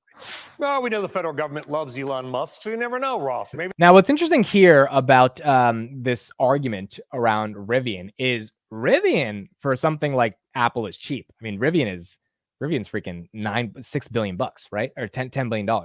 So it would be interesting to see if Apple actually wants to take a dig at them. But if they're not getting into the car business, which makes sense because the margins aren't that great, then they probably should avoid it altogether. SoFi, $9.10, S&P 505. I don't think Apple would ever buy Tesla. I think that's asking a little bit too much for Apple to buy Tesla. I don't think Elon would ever sell to Apple. Not at this point anymore. But it would be hilarious to see Apple even try to do that. I don't think that would, ever happen. And in 2018, Elon tried and they didn't even take the meeting. Chris says, I don't listen to people named after baby food. Oh my gosh. Oh boy. All right, folks, we got some breaking news on Robinhood. Here we go. Robinhood just announcing, this is hot off the presses or the Twitter posts. Companies can now partner with us to provide their independent workers access to boosted retirement accounts. Our first 3 partners are GoPuff, Grubhub, and TaskRabbit. Wow. That's pretty interesting. What does that mean for shareholders? That means more money coming into Robinhood. That's it. That's what it means. If these companies allow their independent workers or their 1099 workers, which Grubhub, TaskRabbit, and GoPuff, these are companies that, give you a 1099, right? You work on your own schedule, kind of like Uber, Lyft, etc. If you don't have a retirement account because you're an independent worker, 1099 contractor, and your company, your employer, not really your employer, your contractor like Grubhub, lets you have a retirement account with Robinhood where there's a match as well, 1% to 3%. That's a big deal. That's actually a huge deal. So Grubhub, I don't know how many contractors they have, but let's say they have 10,000 across the world. If, 2,000 of them decide, hey, we're going to take up this match offer from Robinhood and partner with them for our retirement. And, Grubhub's like, hey, you should probably think about your retirement. Everyone knows that retirement accounts are important, but if you don't have a good employer, you probably don't prepare for it. Boom, there you go. That's more assets under management for Robinhood. That's a big deal. That's actually a really, really, really big deal. Arnie says this is a great development. Yeah, that's huge. And for independent contractors, imagine they have like a Uber partnership or something. Maybe that could happen one day. But these are the contractors that need to give people retirement savings the most, because it's someone like me who's unemployed. Like, that Robinhood match is a really big deal for me, dude. I don't have like a traditional 401k. So being able to use something as easy as Robinhood and just get access to it is really beneficial. And I get to, manage my own money there. So that's big. That's big, big, big. Robinhood retirement for either creators next. Yeah.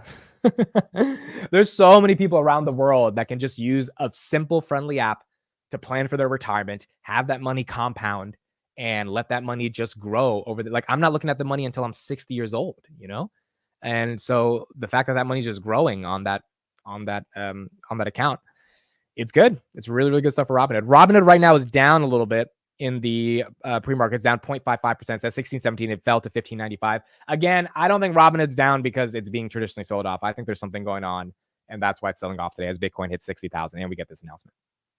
So it seems less likely that it's just being sold off to be sold off. 61K. Yeah. See, guys, I'm serious here. I don't want to sound like tinfoil hat. Robinhood should not be down like 0.1% if Bitcoin's up 7% in the past 24 hours. That shouldn't be happening.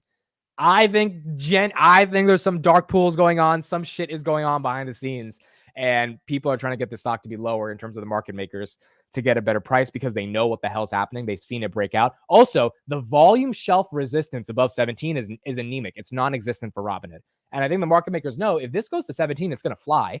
So let's just crush it as much as we can on a day where there's no reason it should be crushed. Let's get as many shares as we can, as cheap as possible, and then we'll let it fly. I think that's what's happening. I genuinely think that's what happened. I could be wrong, but I think that's what's happening. There must be a lot of profit taking on HUD. That could also be the thing. If it's not manipulation, there must be people taking profits. But I don't know who the hell's taking profits on this thing, dude. And it's like CleanSpark. Why isn't there a lot of profit taking on CleanSpark? Because everyone knows this shit's running with Bitcoin. So if everyone knows Robinhood's running with Bitcoin, why even the dumbest of dumbest retail, I don't think is taking profits right now. I mean, sure, there's some profits, but you're not liquidating your whole position when you see Bitcoin go up 7% in a day. Like, there's just no reason for that. Now, if Bitcoin was down 7%, I would totally understand us going back to like $11. But I don't know when it's up, dude. I don't think that makes a lot of sense. It seems a little bit more dark pools to me and manipulation. Half the miners are red to emit. It's not just HUD. Let's see. No, they're not. I'm looking at all the miners. I mean, the only miner that's red is rivn. Every other miner is up. MicroStrategy is up. Marathon is up 8%. Riot's up 2%. CleanSpark's up 5%. Maybe you're talking about the really small miners that are like, I mean, even Bitfarms, dude. Bitfarms is $1 billion company. They're up 4%. So it is very weird that Robinhood's actually green. Amit, you took profits. Yeah, but I took profits after the earnings pump. Now I think we kind of know what's happening. I mean, so to me, it's now I think things are pretty evident. There's no reason to take profits anymore because the story has played out and it's kind of making a lot more sense. But yeah, I mean, maybe people are taking a lot more profits. Warren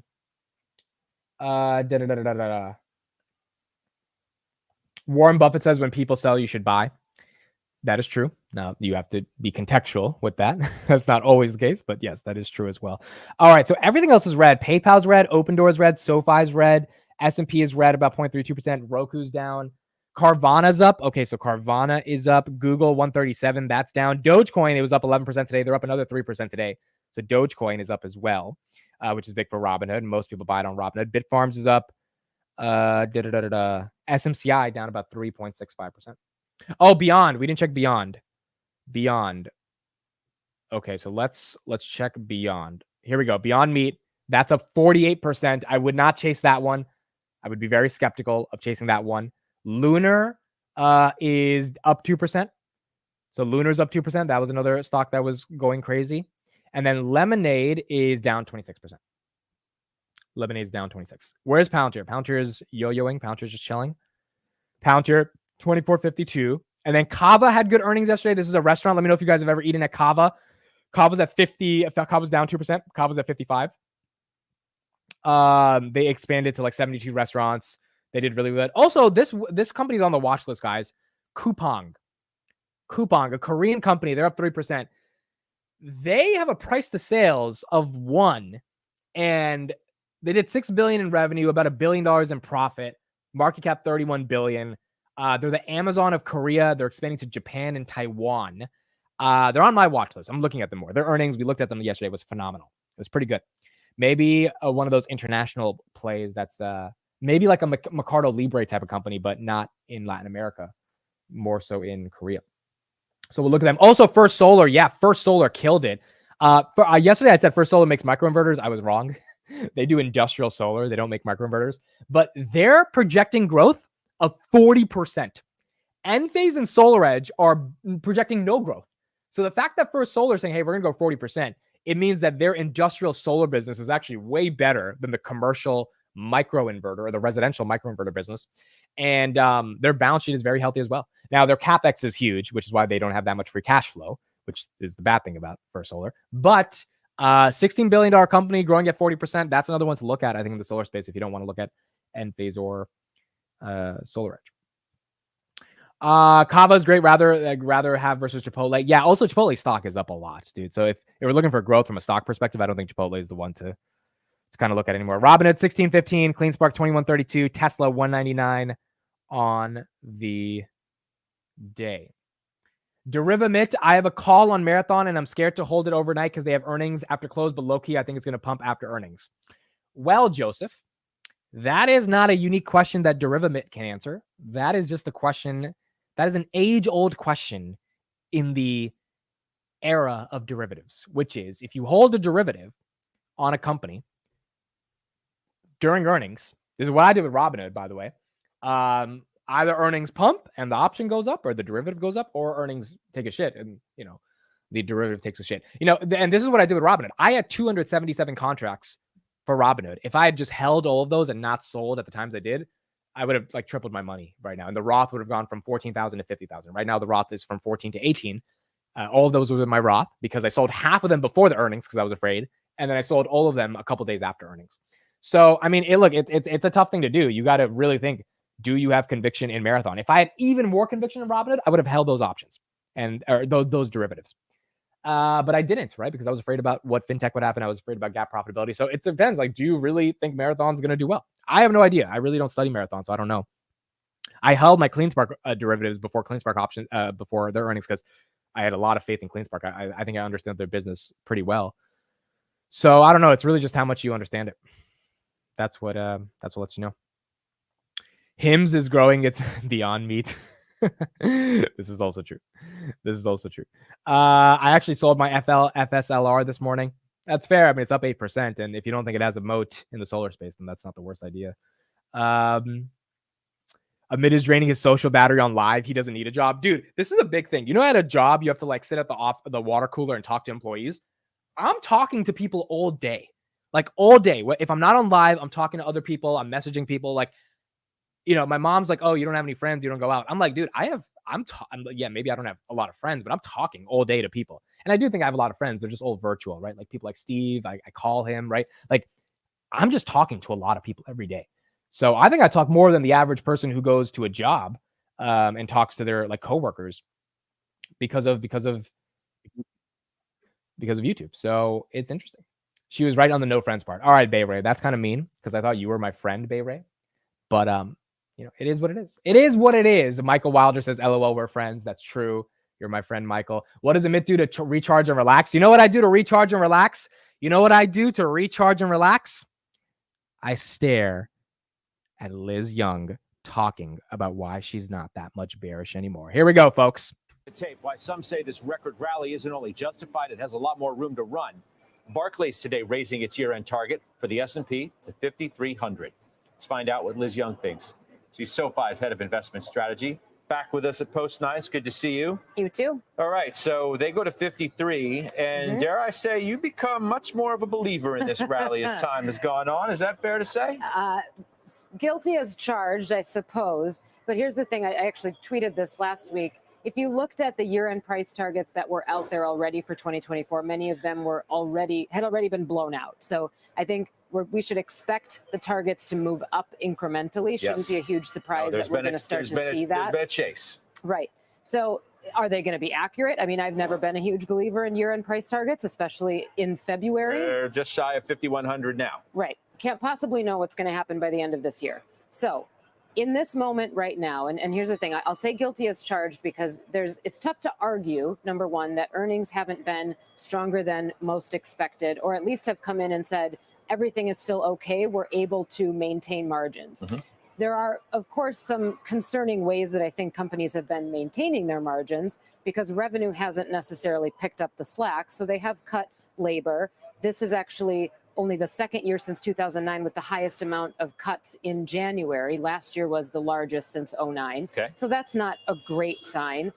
Also, the cuts were more broad. They were across a lot of different sectors. So there are a lot of different companies out there. It's not just concentrated in tech, for example, to say, oh, we were bloated, we need to cut. So I do think that there's going to be a trend of companies cutting costs to maintain those margins. However, we're in a period where inflation obviously has come down. Consumer confidence took it on the chin a little bit today, but that's just 1 month. It's been decently strong. And it looks like some of the manufacturing data isn't getting worse. Perhaps it's getting better, but it certainly isn't getting worse. So there is reason to perhaps be more comfortable at these valuations today. That does not mean, however, that I don't think things are going to deteriorate throughout the year. I no longer think that there has to be this huge crash or there has to be a big event. Of course, there always could be, but there doesn't necessarily have to be. It Well, you were could be looking a for a slow grind recession. lower. You're not looking for it anymore. I never believe that the business cycle won't continue as it usually does. So there will be one at some point. I can confidently say there will be one. It's going to be another hurricane and Right. rain's going to fall sometime. But I mean, seriously, Yeah. the idea that before you were pretty, set on the fact that there was going to be a recession. Now, I mean, and I'm talking about in the near future, in the calendar 24. Okay. Yeah. Now you don't see that. I still think it's possible in 24. Here's where I think it changed for me. This late cycle, and we can have debates all day long about whether we're in early, mid, or late cycle. I feel confident that we're still in late cycle. Go ahead. Yeah, I still feel confident that we're in late cycle. Okay. It just so happens that it's lasting much longer and that we've been able to be resilient in the face of it. The themes that have emerged that have kept the market afloat, so AI, obviously, the weight loss, the healthcare theme that's kept things above water. Without those, I don't think we'd be here. And yes, there's been some fundamental backing in some of those stocks, but the economy has slowed down. So here's where the rub is. Here's where the rub is. If the market is right, and we deserve to be at 20.4 times forward earnings, and GDP growth needs to stay at this clip in order to maintain that, or in order to maintain revenues to keep companies' operating margins at this fatter level, then inflation, taking notes. Go ahead. Then inflation doesn't go down the way that we need it to. Then the Fed won't cut rates as much as the market wants them to. And we end up in this situation where valuations remain high and yields probably remain high. At some point, that game runs out, especially the yields game, because forget the inverted yield curve even for a second. If yields stay high, both on the short end and the long end, you've got capital constriction that continues. And once you get up against a maturity wall, things like small caps or things like just the corporate debt maturity wall, there's been this huge balloon of corporate debt issued this year alone. That's when it starts to take a bite. Now, that could last a long time, right? That may not happen until 2025. She's not as bearish anymore. This is someone who's been bearish throughout the entire 2-year rally we've had. She's not changed her mind for a very long time. She's like, look, this is not real. The inverted yield curve, that whole thing was her MO. It seems like today she's not a believer fully in this rally, but she's changed her opinion that the rally is legitimized via, obviously, AI. Now, the argument she's making here that, we wouldn't be here if it wasn't for AI, I don't even know why that's an argument. Yeah, of course. We wouldn't be here if we were still using horses and we didn't have cars either, right? Technology happens. The bears to say that, this market's only held up because we had a technological innovation happen. It's okay. Yeah, that's what happens in the world. Technology moves forward. And by the way, there have been people working on this tech for the past 2 decades, i.e. Palantir, i.e. Google DeepMind, even though Google's not really capitalizing on that much, right? But like the tech's been here. It just finally had its moment. And if that became a catalyst for the economy, and we've seen it in the numbers, I mean, even you guys can probably say in the chat, I'm using ChatGPT every day and I'm getting more productive. Like productivity is the byproduct of AI. That increases revenue, that increases operating margins, that increases net income, that decreases costs. For me as a human being, my productivity has gone up, which means in the variety of different businesses I have, that should increase revenue, decrease costs. That's happening on a global scale now with AI. That is the catalyst for why these companies are putting up better numbers. And so it seems like Liz Young is saying, all right, so yes, things might still deteriorate in the economy, but I don't know the reason for why it would deteriorate. Is it inflation? Because that seems to be coming down. It's not coming down aggressively, but it is coming down. Is it like housing, which, yeah, that's a concern, but that's not the biggest concern, especially as we're creating more supply of housing. Is it earnings not living up to the hype, which this earnings season's earnings have done phenomenal across the board. There have been some bad earnings here and there, but every company has put up the numbers. I don't know what the argument is. So it's interesting to see Liz Young start to be a little bit more bullish on this market and maybe change her tone on how she's expecting the market to end up playing out. Robinhood 1613, they're still down about 0.69%. Bitcoin 60,922. It'll be interesting to see if we have a sell-off on Bitcoin that pops us back down to 55 because we're up 7% on the day. Maybe there's some sell-side pressure coming in, or maybe the ETFs are going to buy more and more and more. And the ETFs buying more and more and more, and retail starting to finally come in now that Bitcoin's up. That's that 60,000 level that we haven't seen since November 2021. That's going to potentially keep pushing Bitcoin higher going into the halving event. Coinbase up 4%, Unity down about 4% on the day, MicroStrategy up 10% now, $966, Nvidia down 1.62% on the day, Palantir 24.63. Cameron Dawson is my favorite CNBC thirst trap. I was supposed to play Cameron Dawson a day ago, but I didn't get a chance. I think she's also bearish on the market. Let me see if we can get her. Cameron Dawson, CNBC. She should be bearish. We'll see if I can pull her up, but she's also, yeah, I get your point, Chris. She like all the women on CNBC that are, they grab your eye a little bit. They're bearish for some reason. It's weird. It's like the only, like, it's so weird. Like you would think that, women that attractive on national television would be like whispering sweet nothings into your ear, right? And they're like, nope, you're going to lose all your money. And it's just like, well, I don't want to hear that. That's not exciting to me. I don't want to see that. CleanSpark, where's CleanSpark? CleanSpark is, CleanSpark's about to turn red. All right, so basically the crypto stocks are struggling to stay up, even though Bitcoin's up at 61,000 now. And I think it's because people are taking their profits, at least on some of these companies where, CleanSpark this week is up, what, 50%? Hold on. How much is CleanSpark up this week? CleanSpark this week is up 25%. Last month, it's up 148%. Yeah, people are taking some profits. That's probably what we're seeing. It's just interesting that on Robinhood, they never even got green. Everybody else was green, and now they might all be turning red. It might just be profits. It might just be profit taking right now on crypto. Isn't that what a caring woman would say to you? Oh my gosh.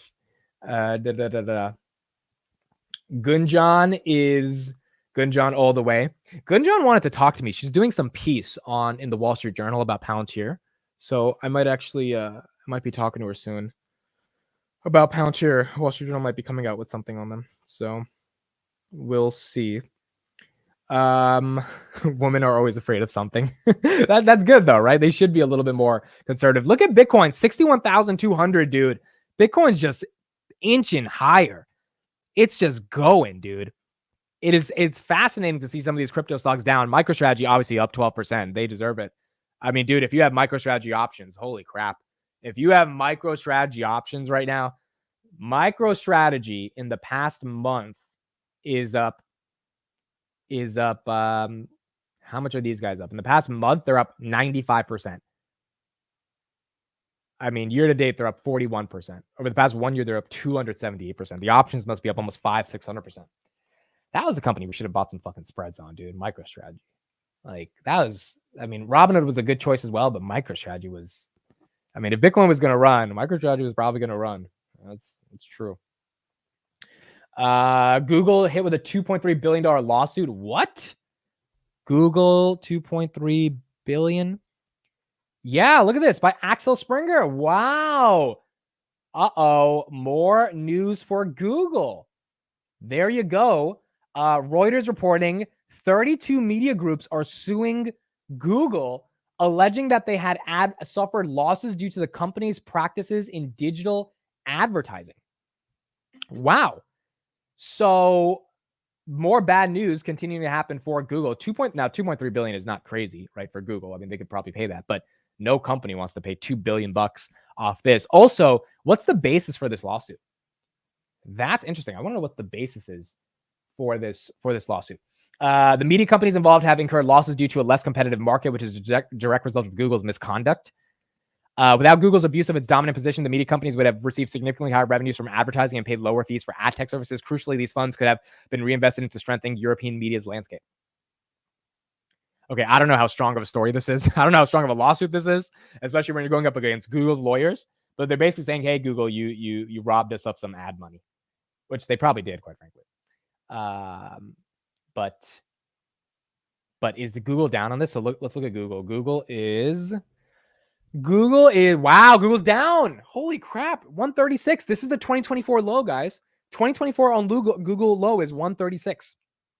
136.57. I think like 136.4 is the low for Google in 2024. So we are officially getting to some 2024 lows here on Google, down another 2%.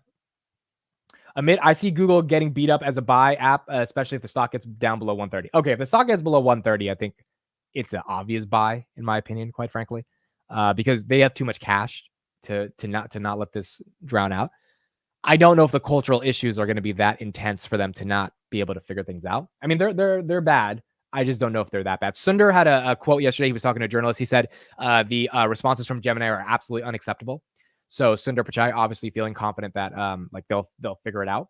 And if they will, Google has a ton of cash. I mean, institutional investors, they want to bet on safe companies. I think they'll buy the stock. They just need to show some progress there. Maxi says, thinking of switching my Google position to Amazon, at least for the time being, until it recovers. What is your average, Maxi, on it? Because I think it all depends on your average. If your average is in this range, then yeah, that's fine. If your average is really low on Google, then I wouldn't get rid of a bad average on it. What was I looking for? Oh, Tesla. Okay, so where's Tesla right now? Where's Tesla? 202. Tesla's up 1.47%. All right, so Tesla's up. Palantir also is basically flat, 24.51 on the day right now. Do we still really want that Cameron Dawson video? Okay, here we go. Let's pull up Cameron Dawson. Let's stare at Cameron Dawson and see what she thinks about the market. Here we go. You guys are hilarious. Here's Cameron Dawson looking for stocks early in their recovery. Talk to the tape. Where best. Joining us now is Drew Pettit, City Director. Oopsie. Takes us to our okay, here we go. Today we got through the gauntlet this week of NVIDIA after everything else, and well, we're on the other side of that and things look pretty good. Yeah, I think it's respect the momentum and respect the trend. Momentum is certainly to the upside. Trend is certainly to the upside. That doesn't mean that we should be complacent and blindly chase everything. So I think that we're encouraged by the momentum, but we also want to remain very vigilant about things like positioning and sentiment and valuations, which are stretched. The thing about those three items is that they're not good timing tools. They can persist, which just means the momentum gives you the lift in the near term, and over the medium term, watch those three things. It's so tricky, I think, at some points, because you look at everything you said, you're like, well, these stocks continue to go up almost unabated. Look at NVIDIA. If I own the stock, should I trim the stock? Should I take my position down? But wait a minute, it keeps going up, and I don't want to miss it. It speaks very much to what Tony Pasquarello at Goldman has been saying, and it sounds like it melds with your point of view. He's like, okay, the dynamics in the game remain inherently friendly for risk, right? I think we agree with that. Yep. With that said, the profile of tactical risk reward has changed. It's like sentiment measures are elevated. The trading community is already long. The momentum factor is stretched. So I've got no problem if you want to simplify, your exposure to the best parts of the market. but I also wouldn't take my eye off the ball of the horses in this race. So how do you navigate all that? I think that the way we interpret all of these things being stretched, positioning and sentiment and valuation, is that they add to downside risk if we get a catalyst. And the catalyst likely is an earnings bump, which just means that as long as earnings are surprising to the upside and we see a lift in estimates, then those things aren't as much of an issue. If earnings revisions start to move materially lower, then the valuation, the sentiment, the crowding and positioning is what would really cause you to see a bigger unwind. Do you advise staying with the mega cap trade? Because, this idea that the market's going to broaden, and broadening, we have to be careful. It's beyond the small caps. I don't know if the Russell is necessarily the great litmus test for the broadening. I mean, if you look at industrials and some other areas, those charts look great. There's like 50% of industrials are within 5% of their new all-time high. So it's not like those stocks have not done anything. Yeah, and we're also seeing a rebound in PMIs, which is typically good for the industrial stocks as it starts to happen. We see good charts within healthcare as well. And I think it speaks to the pickiness within adding new positions. So you can let your winners ride, let the momentum take you within tech, acknowledging that it's crowded and expensive. However, when looking for new positions, looking in those areas that are earlier in their recoveries. And that's one area like healthcare where we're finding good charts to buy. That's another debate, though. You said expensive. I mean, are those stocks really expensive? This great debate over NVIDIA's valuation. Is it really expensive? I had a conversation earlier this week with Stacey Rascon. He knows that company better than anybody. Says, not misnomer, it's actually cheap. Yeah. And it's cheap relative to a lot of these other names, even though the stock price has elevated as much as it has based on its earnings and guidance. It's not expensive. What is valuation when your earnings estimates go up by 4x? Earnings were $6. Meaningless? Yo, that's a bar. What is valuation when your earnings go up by 4x? She's right about that. I actually think it's an irrelevant discussion when earnings are going up so much because it's a moving target. When valuation will matter is when there's a question about the sustainability of earnings. So because we've seen earnings estimates go up to $24 a share for 2025, fiscal year 25 earnings, the bigger question is that if you start to see those estimates get cut, that's when valuation becomes a relevant deciding factor. But today, it's just simply less relevant. What about rate cuts? How relevant, to use your word, are they today? Well, they certainly haven't been to start this year. You've gone from pricing in 6.5 rate cuts in January to 3.3 rate cuts today, and yet valuations have continued to expand and yields have continued to go up. We do wonder if you get to a threshold where yields will matter, where yields will really start to pinch to say, do I want to pay 21 times for the S&P 500? As of right now, it hasn't mattered because it's been an earnings story, which we get back to the point of as long as earnings estimates are going up, valuations will be mostly tolerable, at least in the short term. It's as soon as those estimates go down that you could see an unwind in valuations.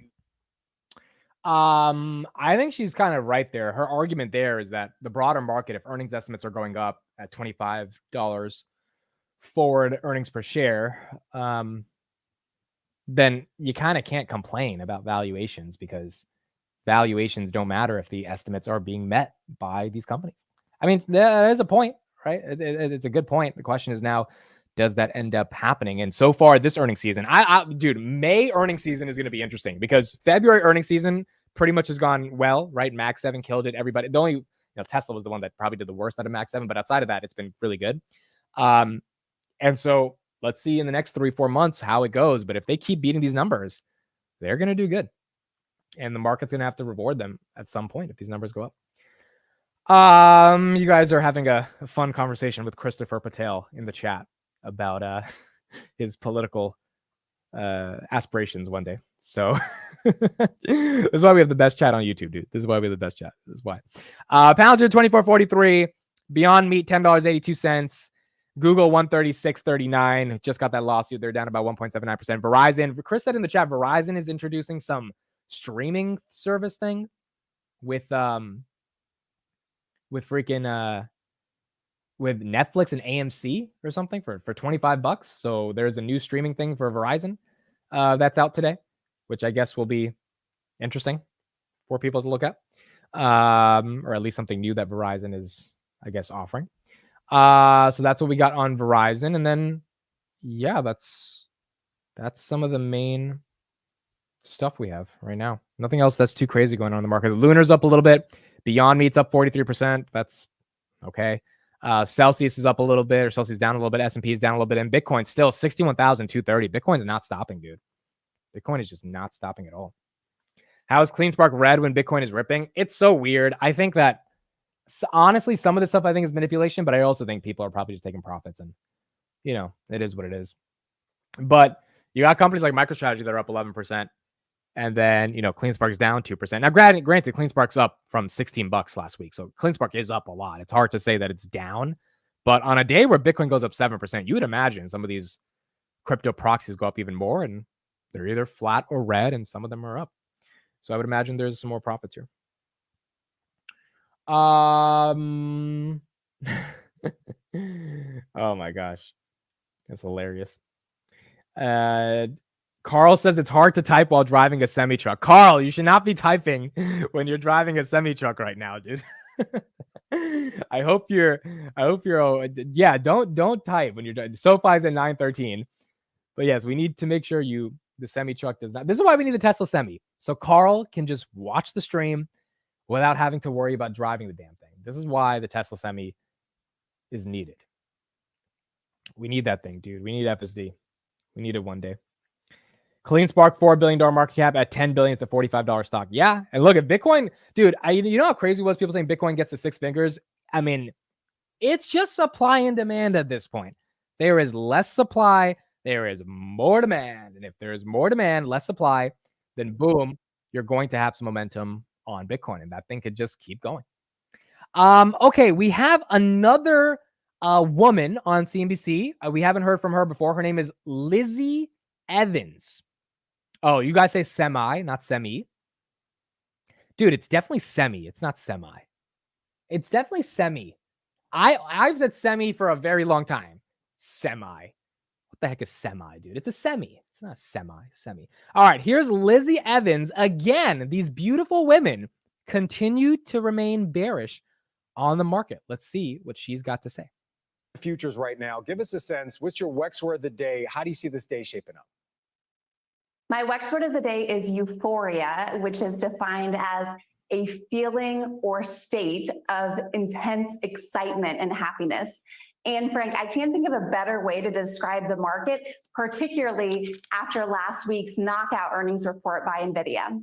All right, so market's in a state of euphoria right now, but you're not really, because you say you're expecting to see some type of pullback coming up.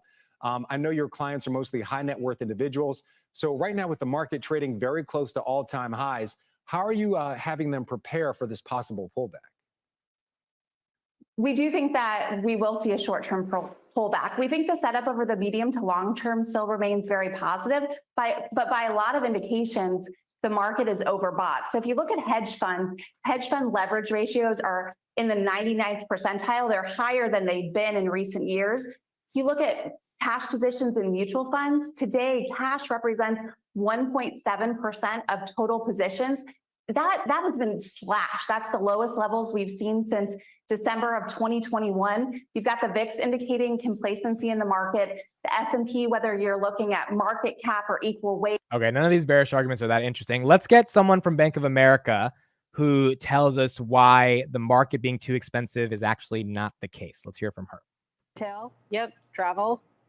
What else? Yeah, travel, I think maybe a little less so. But I mean, my sense is that the world is not, and investors, professional investors are not prepared for a positive growth surprise. They're prepared for almost every other tail event or tail risk. Like when in meetings, I hear talk about the most dire scenarios, U.S. debt defaulting again, the civil war in the U.S. But nobody is talking about the fact that we keep revising GDP higher and earnings are still surprising. I think that's the crux of it, is that we're still in this wall of negativity, this wall of worry, and folks are hiding out in certain themes like AI, which has obviously, been a great story. But I think there's more to go in terms of GDP sensitive companies actually coming back to life. Yeah, we have seen a little glimmers of hope within retail, despite some of the commentary. I mean, if you listen to the Lowe's earnings call, they were very cautious in terms of the state of the consumer, saying DIY will remain under pressure, et cetera, et cetera. and yet the stock was higher. And I thought that was sort of interesting price action there.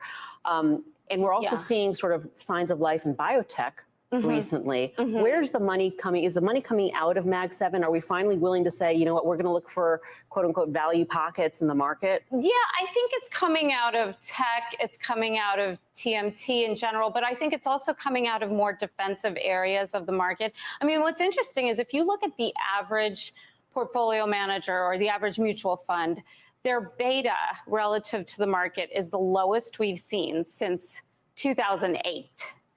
And so beta, what is beta? It's a bet that the market's going to move higher. Nobody's got a bet on that the market is going to move higher. And I think that's what's so interesting is that we're in an environment where even though, you know, folks are talking about how sentiment is so bullish and, you know, everybody is already invested, when you look at actual asset allocation, pension funds have the lowest allocation to public equity we've seen in 20 years. So I don't think we're in this, bull market where everybody is euphoric on stocks. I think there's a couple of stocks that everybody loves, but the rest of the market is forgotten. That we were also recession focused. I guess that's what happens when you raise rates. You think that it's coming very quickly. Yes.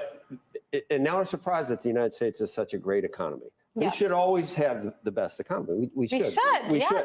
Now, my question now is that, do you think any of what we're seeing is related to either the infrastructure spending? Are we doing much of that yet? Have we really deployed it? There was the CHIPS Act. There was the IRA. There were all these things that we did. Right. Is this a result of those? The other thing I think is that we flipped the house and the country did in 2020. Nothing new has been done. Right. We haven't spent anything else. Exactly. We're totally gridlocked. We're just waiting for November. Exactly. Sometimes I think you just leave the U.S. economy alone, and this is going to happen, right? We haven't done anything. I think you're absolutely right. Which is right. Are we benefiting from the programs? There's a bit of a boost. I mean, the fiscal impulse has contributed to GDP growth, but I don't know if it's contributed dramatically to earnings growth for the S&P. I think earnings growth for corporates has been driven by really effective cost management, by some efficiency gains that we're starting to see. Companies were spending on automation and efficiency since 2019. That was your productivity? That was our productivity thesis. Yes, thank you. And it's starting to play out in surprisingly stable margins. I mean, think about it. We've had 9% inflation over the last 2 years, but margins haven't really been rocked by that. So I think that's testament to corporates actually doing pretty well when you leave them alone and just let them figure out their business models. Trying to figure out. A lot of these women, dude, they're bearish. They don't want everyone to make money, or at least they're warning everyone on making money. I don't know.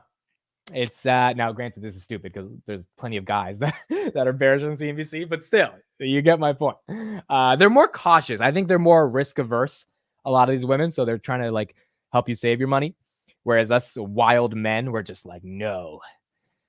Let's operate in the derivatives market. All right, Robinhood 1610, Bitcoin 6117, not slowing down, up 6.85% on the day. Beyond Meat is green, up 40%. Upstart is green, Verizon's green, First Solar is green, Coupang's green, CleanSpark's down 3%, but it's still above $20, and Palantir flat at 24.54, slightly green.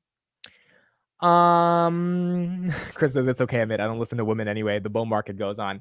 Chris, you listen to your wife.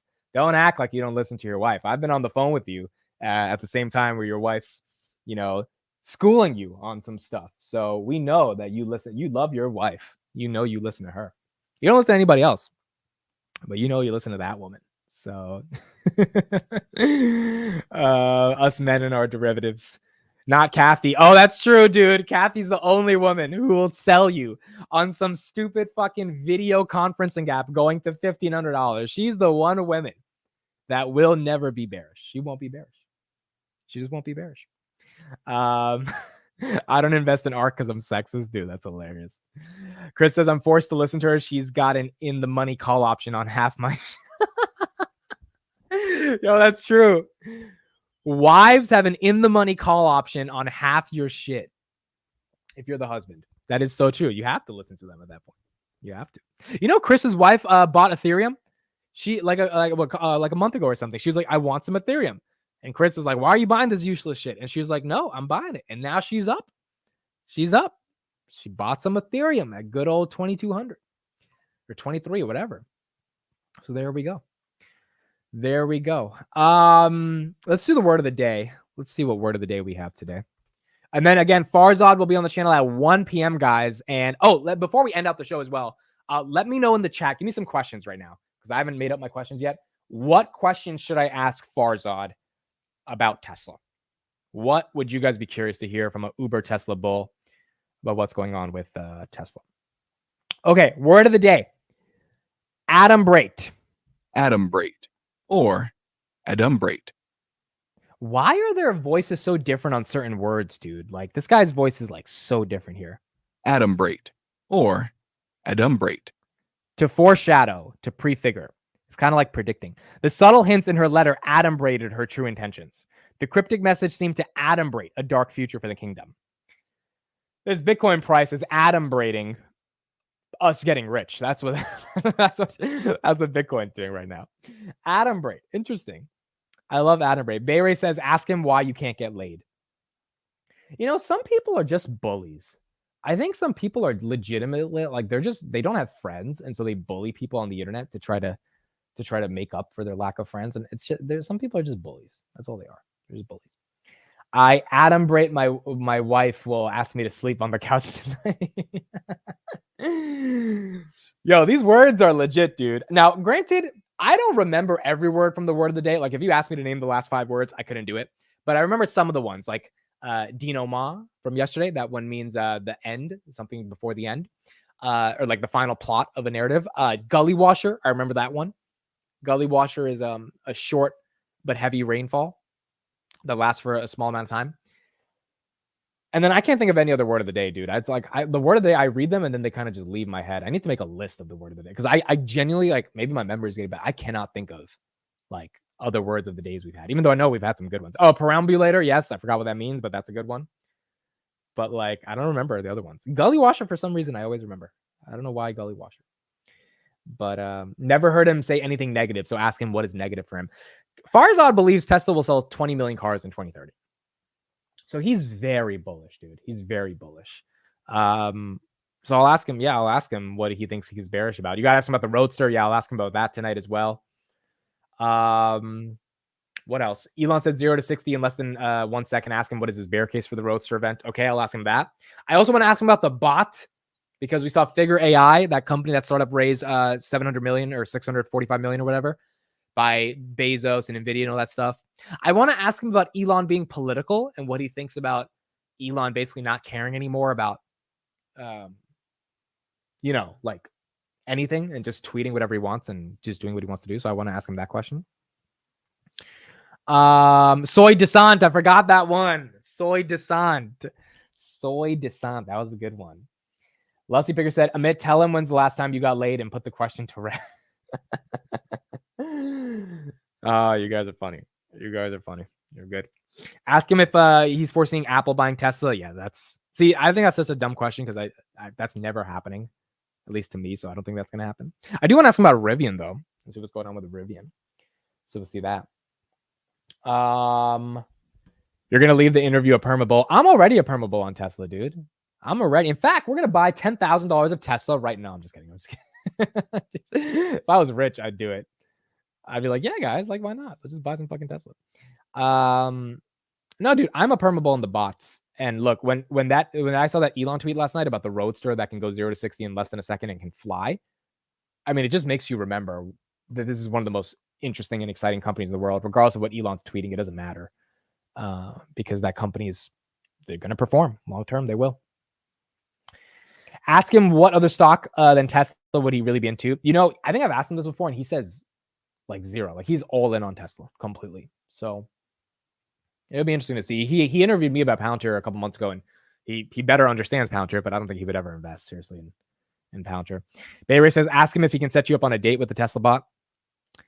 Again, people are just bullies on the internet, dude. Like these are things that only bullies would say, and it is what it is. But it is what it is. But still,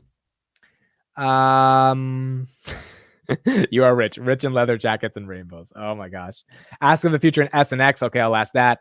Ask him when the $25,000 car is coming up. That's a good one. So that'll be on the list. All right, it'll be good. It'll be the first episode of Lunch with a Mitt.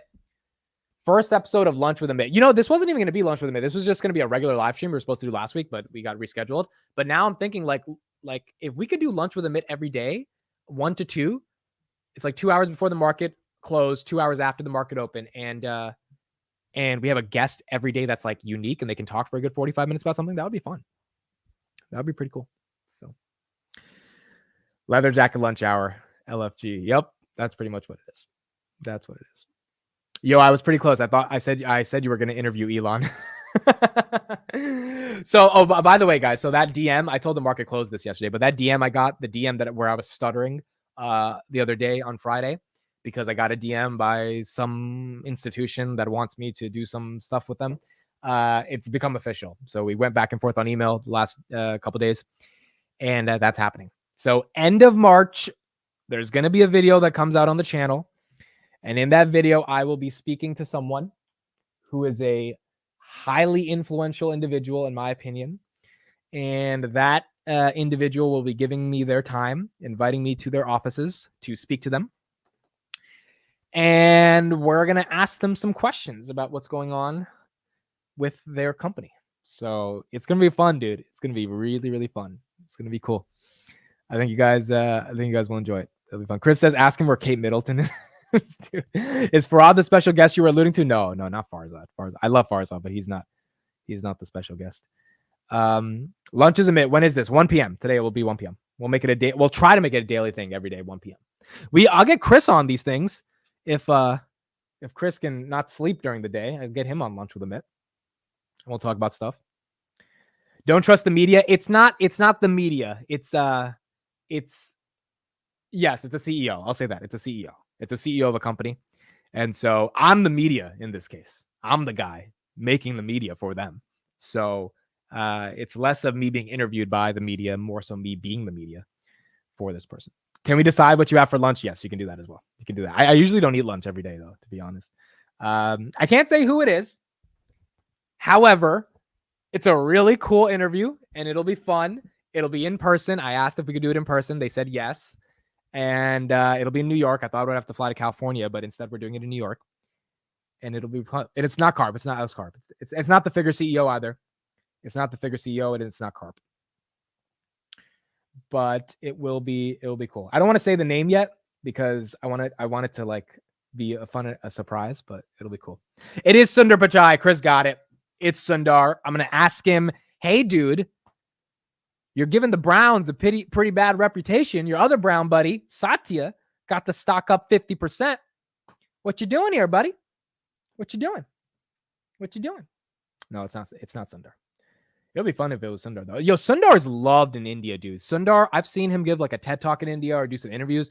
There was like 20,000 people just like cheering for him because he's the CEO of Google, and Google's Google, right? So it's like Indians love this man, but investors don't give a shit. They're like, yo, fix this stuff, dude. Fix the stock. That's what we care about. So yeah, it'll be fun. It's the racist StreamYard CEO that doesn't recognize brown people on stream. Yes. Look at this. Where's the like? We saw it today. It popped up a little bit, but it's not popping up. It's racist. They don't like the Browns. I can't say who it is, but it's somebody. It's not Warren Buffett, dude. If I got to interview Warren Buffett, dude, first of all, I would say, why haven't you bought a PayPal yet? But that'd be crazy if it was Warren Buffett. But it'll be cool. It'll be fun. It'll be big for the channel. You guys will enjoy it. You know what I'm doing here, guys? Actually, what I'm going to do here. So I think I have another arc to my journey as a creator. And that arc is my Lex Fridman arc. I think I know how to ask questions. I think I know how to get deeper into conversations. I think I'm generally decent at the art of communication. And that's because I, did 10 years of debate, so really worked hard to get there. This interview, I'm gonna put it on this channel, but I'm thinking I start the Amit Kukreja podcast, and I go on my Lex Fridman arc of interviewing really big guests. It's gonna be like maybe one interview a month, like really like we're not gonna interview random people. We're gonna interview the biggest of the biggest names, and we're gonna have that channel just grow off the fucking algorithm showing those thumbnails to people because the guest is so big. Like the Tucker Carlson interview, dude, that Lex Fridman did, that motherfucker got like, what is it, 2 million views at this point in like 24 hours? Where is it at? Yeah, 1.7 million, dude, in 23 hours. Like, he just has big names. And so I'm going to start going on the journey of seeing if I can get really, really big names. And we'll see. This one's a big name to me. And so we'll start a separate channel, and that separate channel is where we'll hopefully just have really big CEOs and people come on that channel. The Tucker interview was good. I saw a part of it. I didn't see all of it, but it was a good one. First guest, Dan Ives. See, the reason Dan Ives couldn't be on like an Amit Kukreja podcast is you need someone who can talk for at least an hour and is, you wanted it to be more timeless content. You don't want to be like, so what do you think about the Vision Pro? Like, like you want it to be content that can be consumed in its entirety. It's not this quick 5-minute kind of hit. And it's like, it's an experience, right? That's what the Lex Fridman podcast is. So, and Lex kind of innovated in the space of just having really deep, long conversations. I know Joe Rogan was first, but still, I think I would be more Lex than Joe Rogan. And it would be cool to kind of start that off with some big guests. So let's see if we can go down that route and make it special. Bitcoin, 60,938 right now. Palantir, 2464 as well. It's not Chamath. If it was Chamath, that would be really cool, but it's not Chamath. Has he been mentioned by you before? Let's just say yes. Let's just say yes. Johnny says, Amit, you definitely found your calling. You're an excellent host and speaker. I think you will shine in your field. I appreciate it, Johnny. Content's hard. It's competitive. I was talking to a guy yesterday, actually. He's in between. It's so funny. I was on a Zoom call yesterday with a guy. This is the last thing I'll say, then I'll end it out. It's not David Sachs. It's not Dan Ives. It's either. It's someone I've never interviewed before. It's not Donald Trump, even though that would be fun. It's not Trump. I was interviewing someone who is struggling right now between a startup. So this is a really smart guy. They have a PhD, super, super smart. They're same age as me. And they have a startup on the side that they're trying to raise money for, but they also want to do content. Now, their type of content, usually I would tell people that content is incredibly competitive. And it's like you have to eat, live, sleep, and breathe content. Like literally last night, I got to show you this real quick. This is my friend Garcia. He tweeted this. This was hilarious, dude. He tweeted this shit. It just identified me as well. So this is what I tweeted last night. Okay. So I was awake for some reason, because this is what you do when you're a content creator. I tweeted the price of Bitcoin. This was at what price? This was at 2:44 a.m. Okay. I was up tweeting this shit. And Garcia tweeted a meme of like, Amit is going to wake up at 2 a.m. I can't find the meme. I'll find it in a second. But he was like, Amit's going to be up at 2 a.m. tweeting Bitcoin prices. And then Christian was like, they were right. They said you would tweet about Bitcoin at 2 a.m. and this is what you did. And I was like, this is me at night. This is me. When you're in content, dude. It is competitive. It's really, really competitive.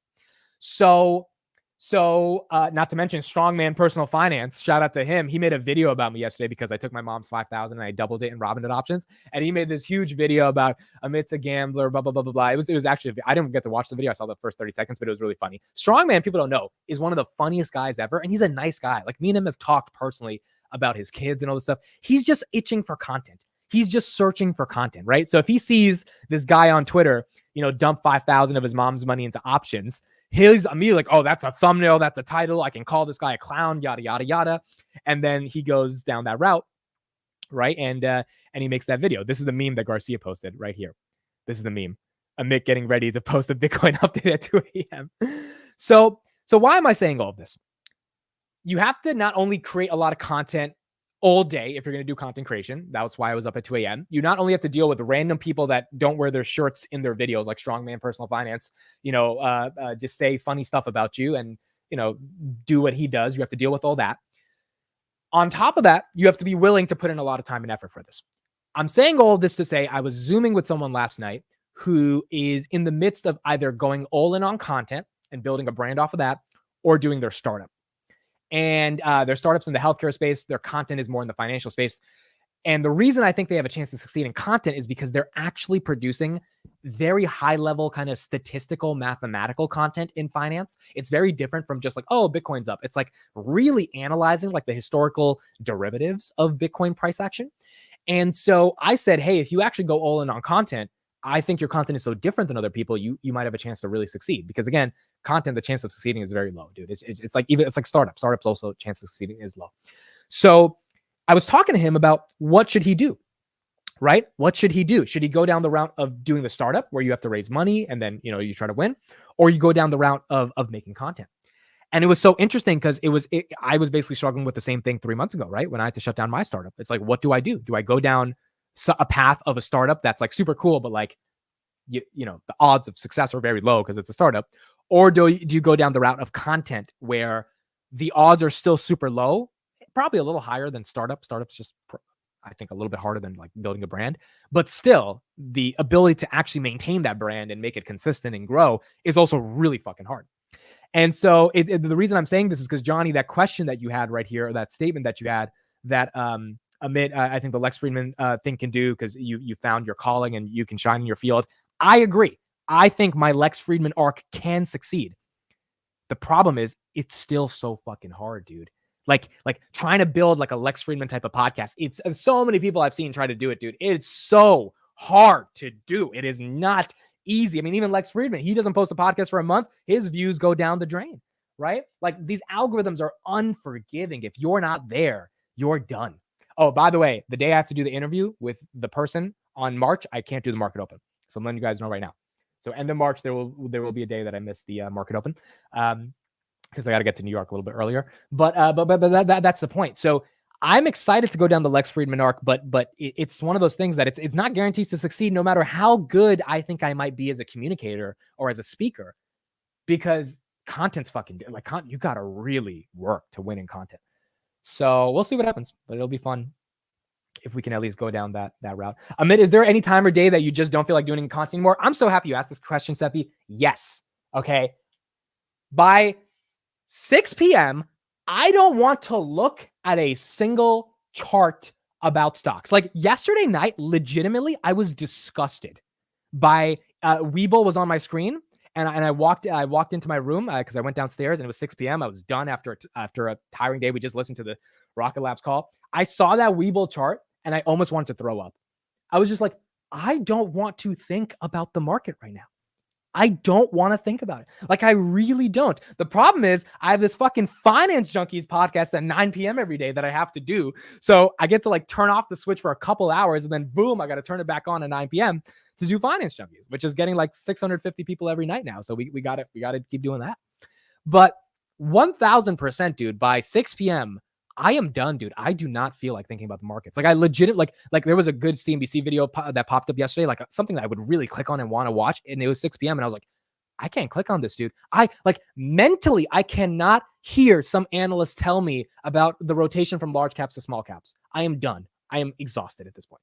I don't want to hear this shit anymore.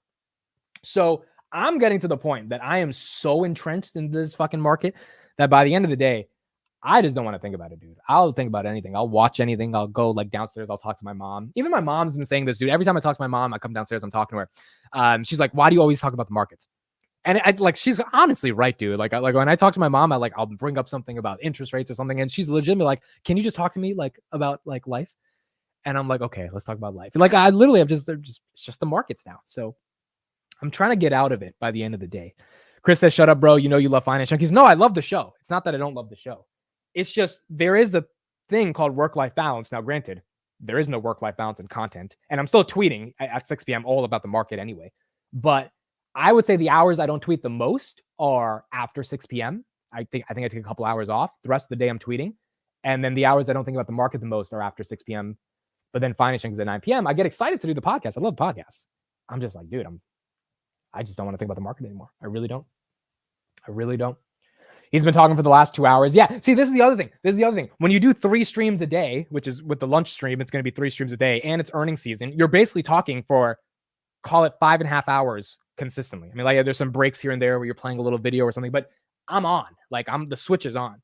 And so by the end of the day, Robinhood at 1614 right now, I kind of just like don't want to talk. I don't want to do. I just want to like be quiet. You know, like I just want like some.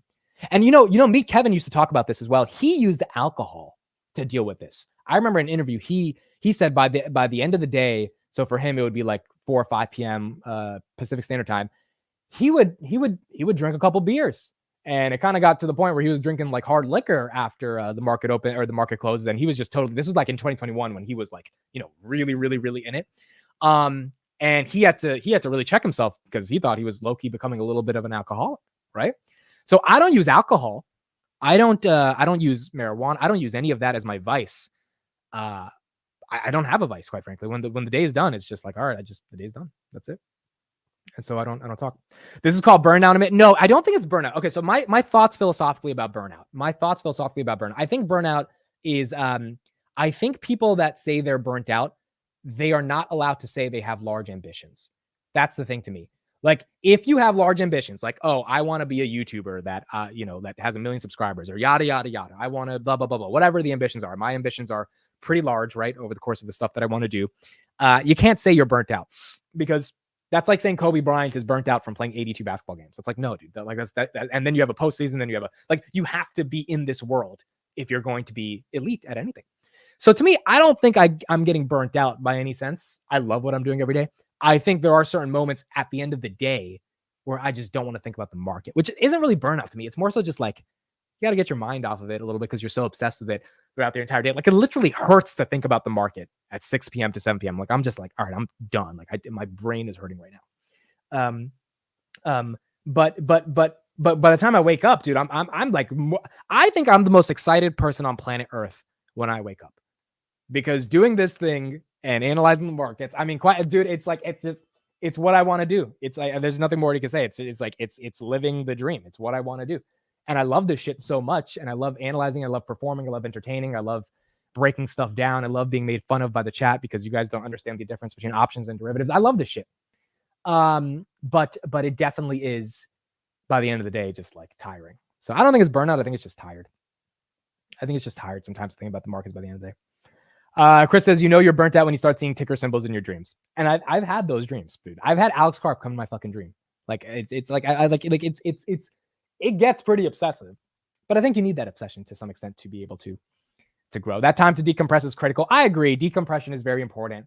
And, it's weird because like on Friday, I was trying to decompress a little bit after like a long week. And I pulled up YouTube, and I was sitting on my bed. So I had YouTube on the TV, and I clicked on the Bill Ackman clips with Lex Friedman, and it was like, dude, he's talking about investing. I don't want to listen to this right now. I'm so tired. Like, I want to watch like some dating show or some stupid shit, just some nonsense to get my mind just off the markets. But I couldn't. I had to watch Bill Ackman talk about his history with Carl Icahn. Like, I just like it gets to the point where you're just so into it. And I think at the end of the day, if you're trying to make millions and millions of dollars, you do have to have a phase of your life, especially if you're young enough and you have the energy, which I would say I'm in at this situation, to just like, go all into it. And let that obsession take you, but also give yourself a little bit of time to decompress after, because to be at peak performance, you also have to cool off a little bit, right? Otherwise, you're just going to be rambling and all that stuff, and that's important. It's important to have that as well. I have, on rare occasions, to be clear, had admit in my dreams. Yeah, see, I'm happy you're admitting it, cause why not? The rest of the chat will be too afraid to admit it, but it is perfectly normal to see me in your dreams. Now, why am I saying that? If you look at all the psychological studies and the physiological studies around dreams, which I've read because I had a phase where I was really obsessed with like the intricacies and sort of the science behind dreams. If you are consuming someone's content, they are in your subconscious, and your dream is pulling a lot of things from your subconscious. And if you're like engaged when you're listening to their content, right? If I'm saying something and you're actually listening, it's very possible. I mean, I've had a ton of YouTubers show up in my dream. Like, it just happens, right? It is what it is. Now, no one's going to admit it because they think it's going to overinflate my overinflated ego. But that's okay, because it's not your fault. It's the subconscious fault. Will it still overinflate my overinflated ego? Maybe, but still, I understand if I'm in your dreams. I understand. I get it. It's all right. It's all right. I think you talking makes Bitcoin run. Where's Bitcoin? Where's Bitcoin, dude? Oh my God, it says it's 6103. Bitcoin's still above 61,000. It's incredible. Chris says, admit finance junkies, boys camping trip. Yup, we got to do that. We should do ayahuasca and go on a vision quest. I'm scared of ayahuasca, dude. I've heard people that have done that shit. They start throwing up. They have realizations about everything going on in their life. I've never done hard drugs, dude. I've like the most I've done is like some weed, but like that was in college. I've never tried like crazy stuff, I know it looks like I'm on blow every morning, but I'm not I never tried that stuff. I would be kind of scared to do any psychedelic, quite frankly. I would be kind of scared to do it. I don't know what I would realize about myself. Maybe I would find a better way to do call debit spreads if I do ayahuasca. Like, actually, if you look at it from this perspective, oh boy, that would change the market open forever. Yeah, that's the other thing about doing hard drugs and stuff, and like even marijuana. It's like it definitely, like, I don't do it anymore. I did it in college and it was fun, but like it did make me a little paranoid, and so I just stopped. I was like, I don't want to think like that anymore. Like, I don't want to like be paranoid. I know for some people it calms them down, which is great. It doesn't calm me down, dude. Dude, I literally saw God last time I got high. Like, I mean, like that the marijuana to me is like, it's a different, it doesn't calm me down. It like, I go into this crazy world. It's just, so to me, I'm not super into stuff like that, but, for other people, it's very relaxing, you know, and it helps them out. So that's really good as well. Suraj says, bro, Bitcoin at 61K. What a time to be alive. Love derivatives. Love the market. Love Amit. Thank you for being here, Suraj. It's exciting, dude. This is the second biggest crypto bull run in the history of crypto since 2021.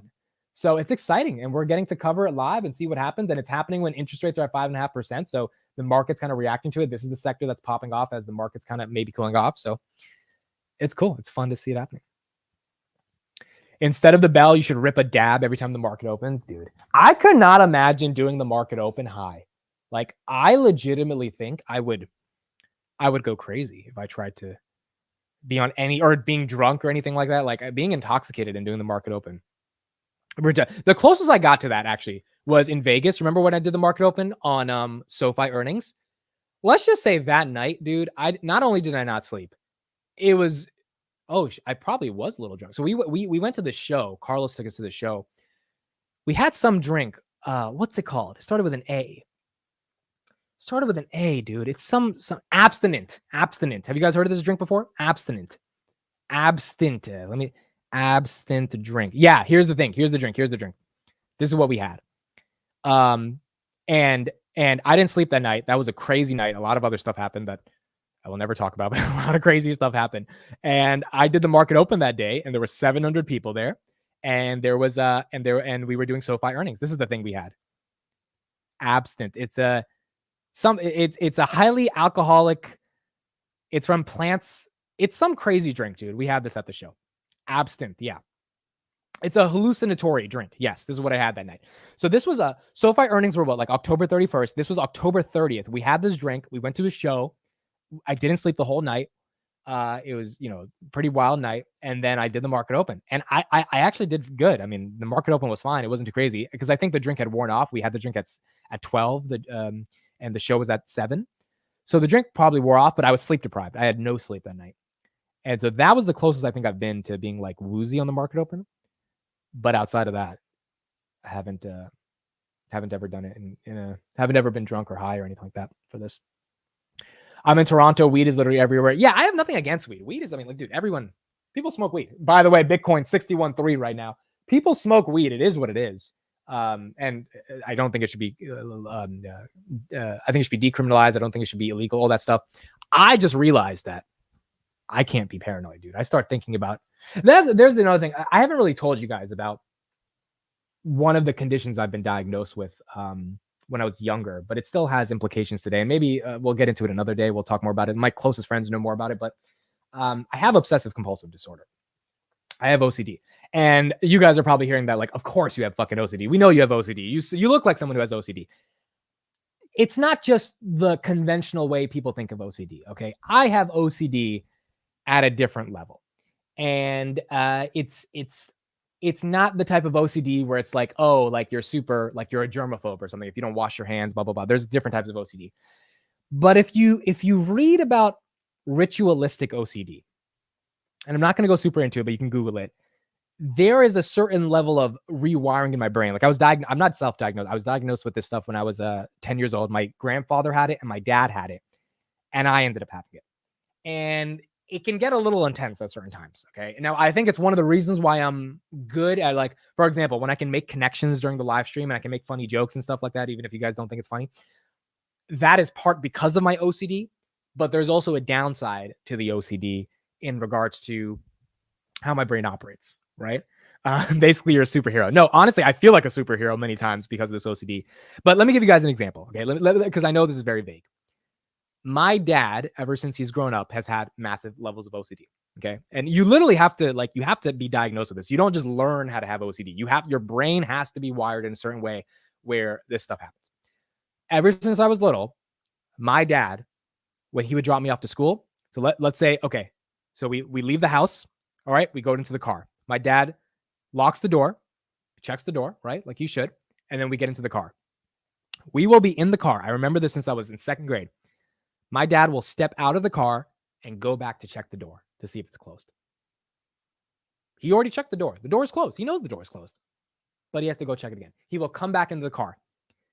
We will start driving. We will be 2 minutes into our drive. He will make a turn around the block. I am not making this up. We will come back to the house. He will get out of the car and he will go check if the door is closed. And he will see, is the door closed? We just checked if it was closed twice. He'll get back into the car. We'll get in the car. We'll start running. We'll get in the car. The car will start going. It will be 5 minutes into the drive. He will come all the way back to the house. This time he won't step out of the car to check the door. He will just take a glance at the house to make sure everything's okay from the window. I am not making this up. And then we will then finally go to school. So this is what I mean by OCD. It's ritualistic OCD is an OCD. And this is my dad, right? So if my dad's doing that, some of that shit's coming to the kid. It's just happening. Ritualistic OCD is when your mind cannot move forward unless you do a ritual to make yourself feel that things are okay. There's a good YouTube video on a guy who was not able to hug his mom for 30 years because he thought she would die if he hugged her. So you guys can look it up, OCD mom hugging, just type that in on YouTube. And it's that intense. He did not hug his mom for 30 years because he thought she would die if he hugged her. And then he had to go to some rehab and eventually he was able to hug her. There's another person that can't make left turns. It's like literally they think if they make a left turn, they're going to die. And so like that's a level of OCD. So there's a lot of ritualistic OCD. And let's just say I have parts of it. It's not as intense as my dad, but I do have it. And it's one of those things where it's like, I think it helps me a lot, in terms of like being a content creator and all this stuff. But there's also moments where it's like, it's pretty intense and it's annoying, right? And so it's one of the things we have to deal with. It's one of the things we have to deal with. But it's one of those things I really haven't told people about it publicly. But it's one of those things I've had since I was young, dude. And it's gotten a lot better since I was younger, but it still pops up here and there, and it's annoying. Akshat said, "Bro, that's an Indian thing." I can understand how you think that's an Indian thing, but trust me, my dad has it at a different level. And like maybe Indians historically have been diagnosed with it. That's fine, but you don't check the door and then drive off and then make an entire U-turn just to come back to check the fucking door. Even last night, dude, like my dad closed the door. He went upstairs and I stay up later than my dad. And then my dad came into to my room and he was like, make sure you check the door before you sleep.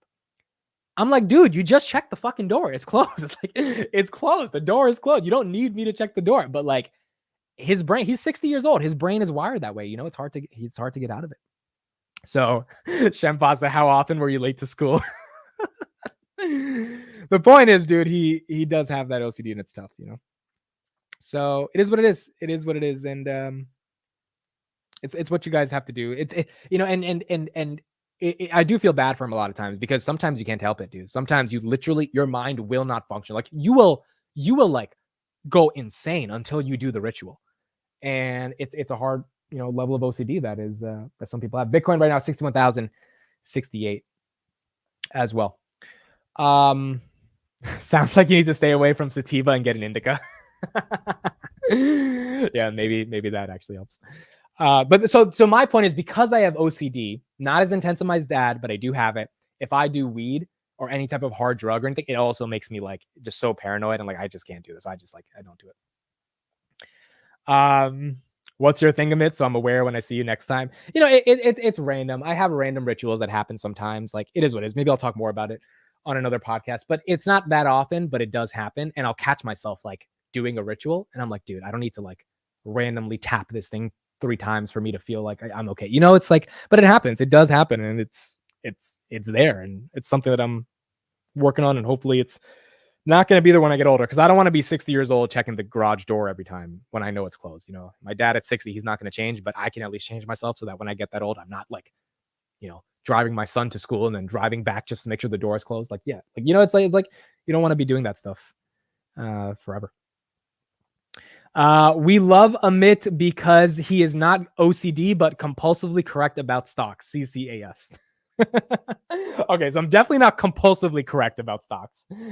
Far from that. But I have a compulsion to perform the market open every day, and I love doing it, and I enjoy it. All right, I'm done, everybody. I'll see you guys at 1 p.m. First episode of Lunch with Amit. We'll be interviewing Farzad about everything Tesla. Thank you, everybody. I appreciate it, and I'll see you guys in a little bit. Bye, everyone. Have a good one.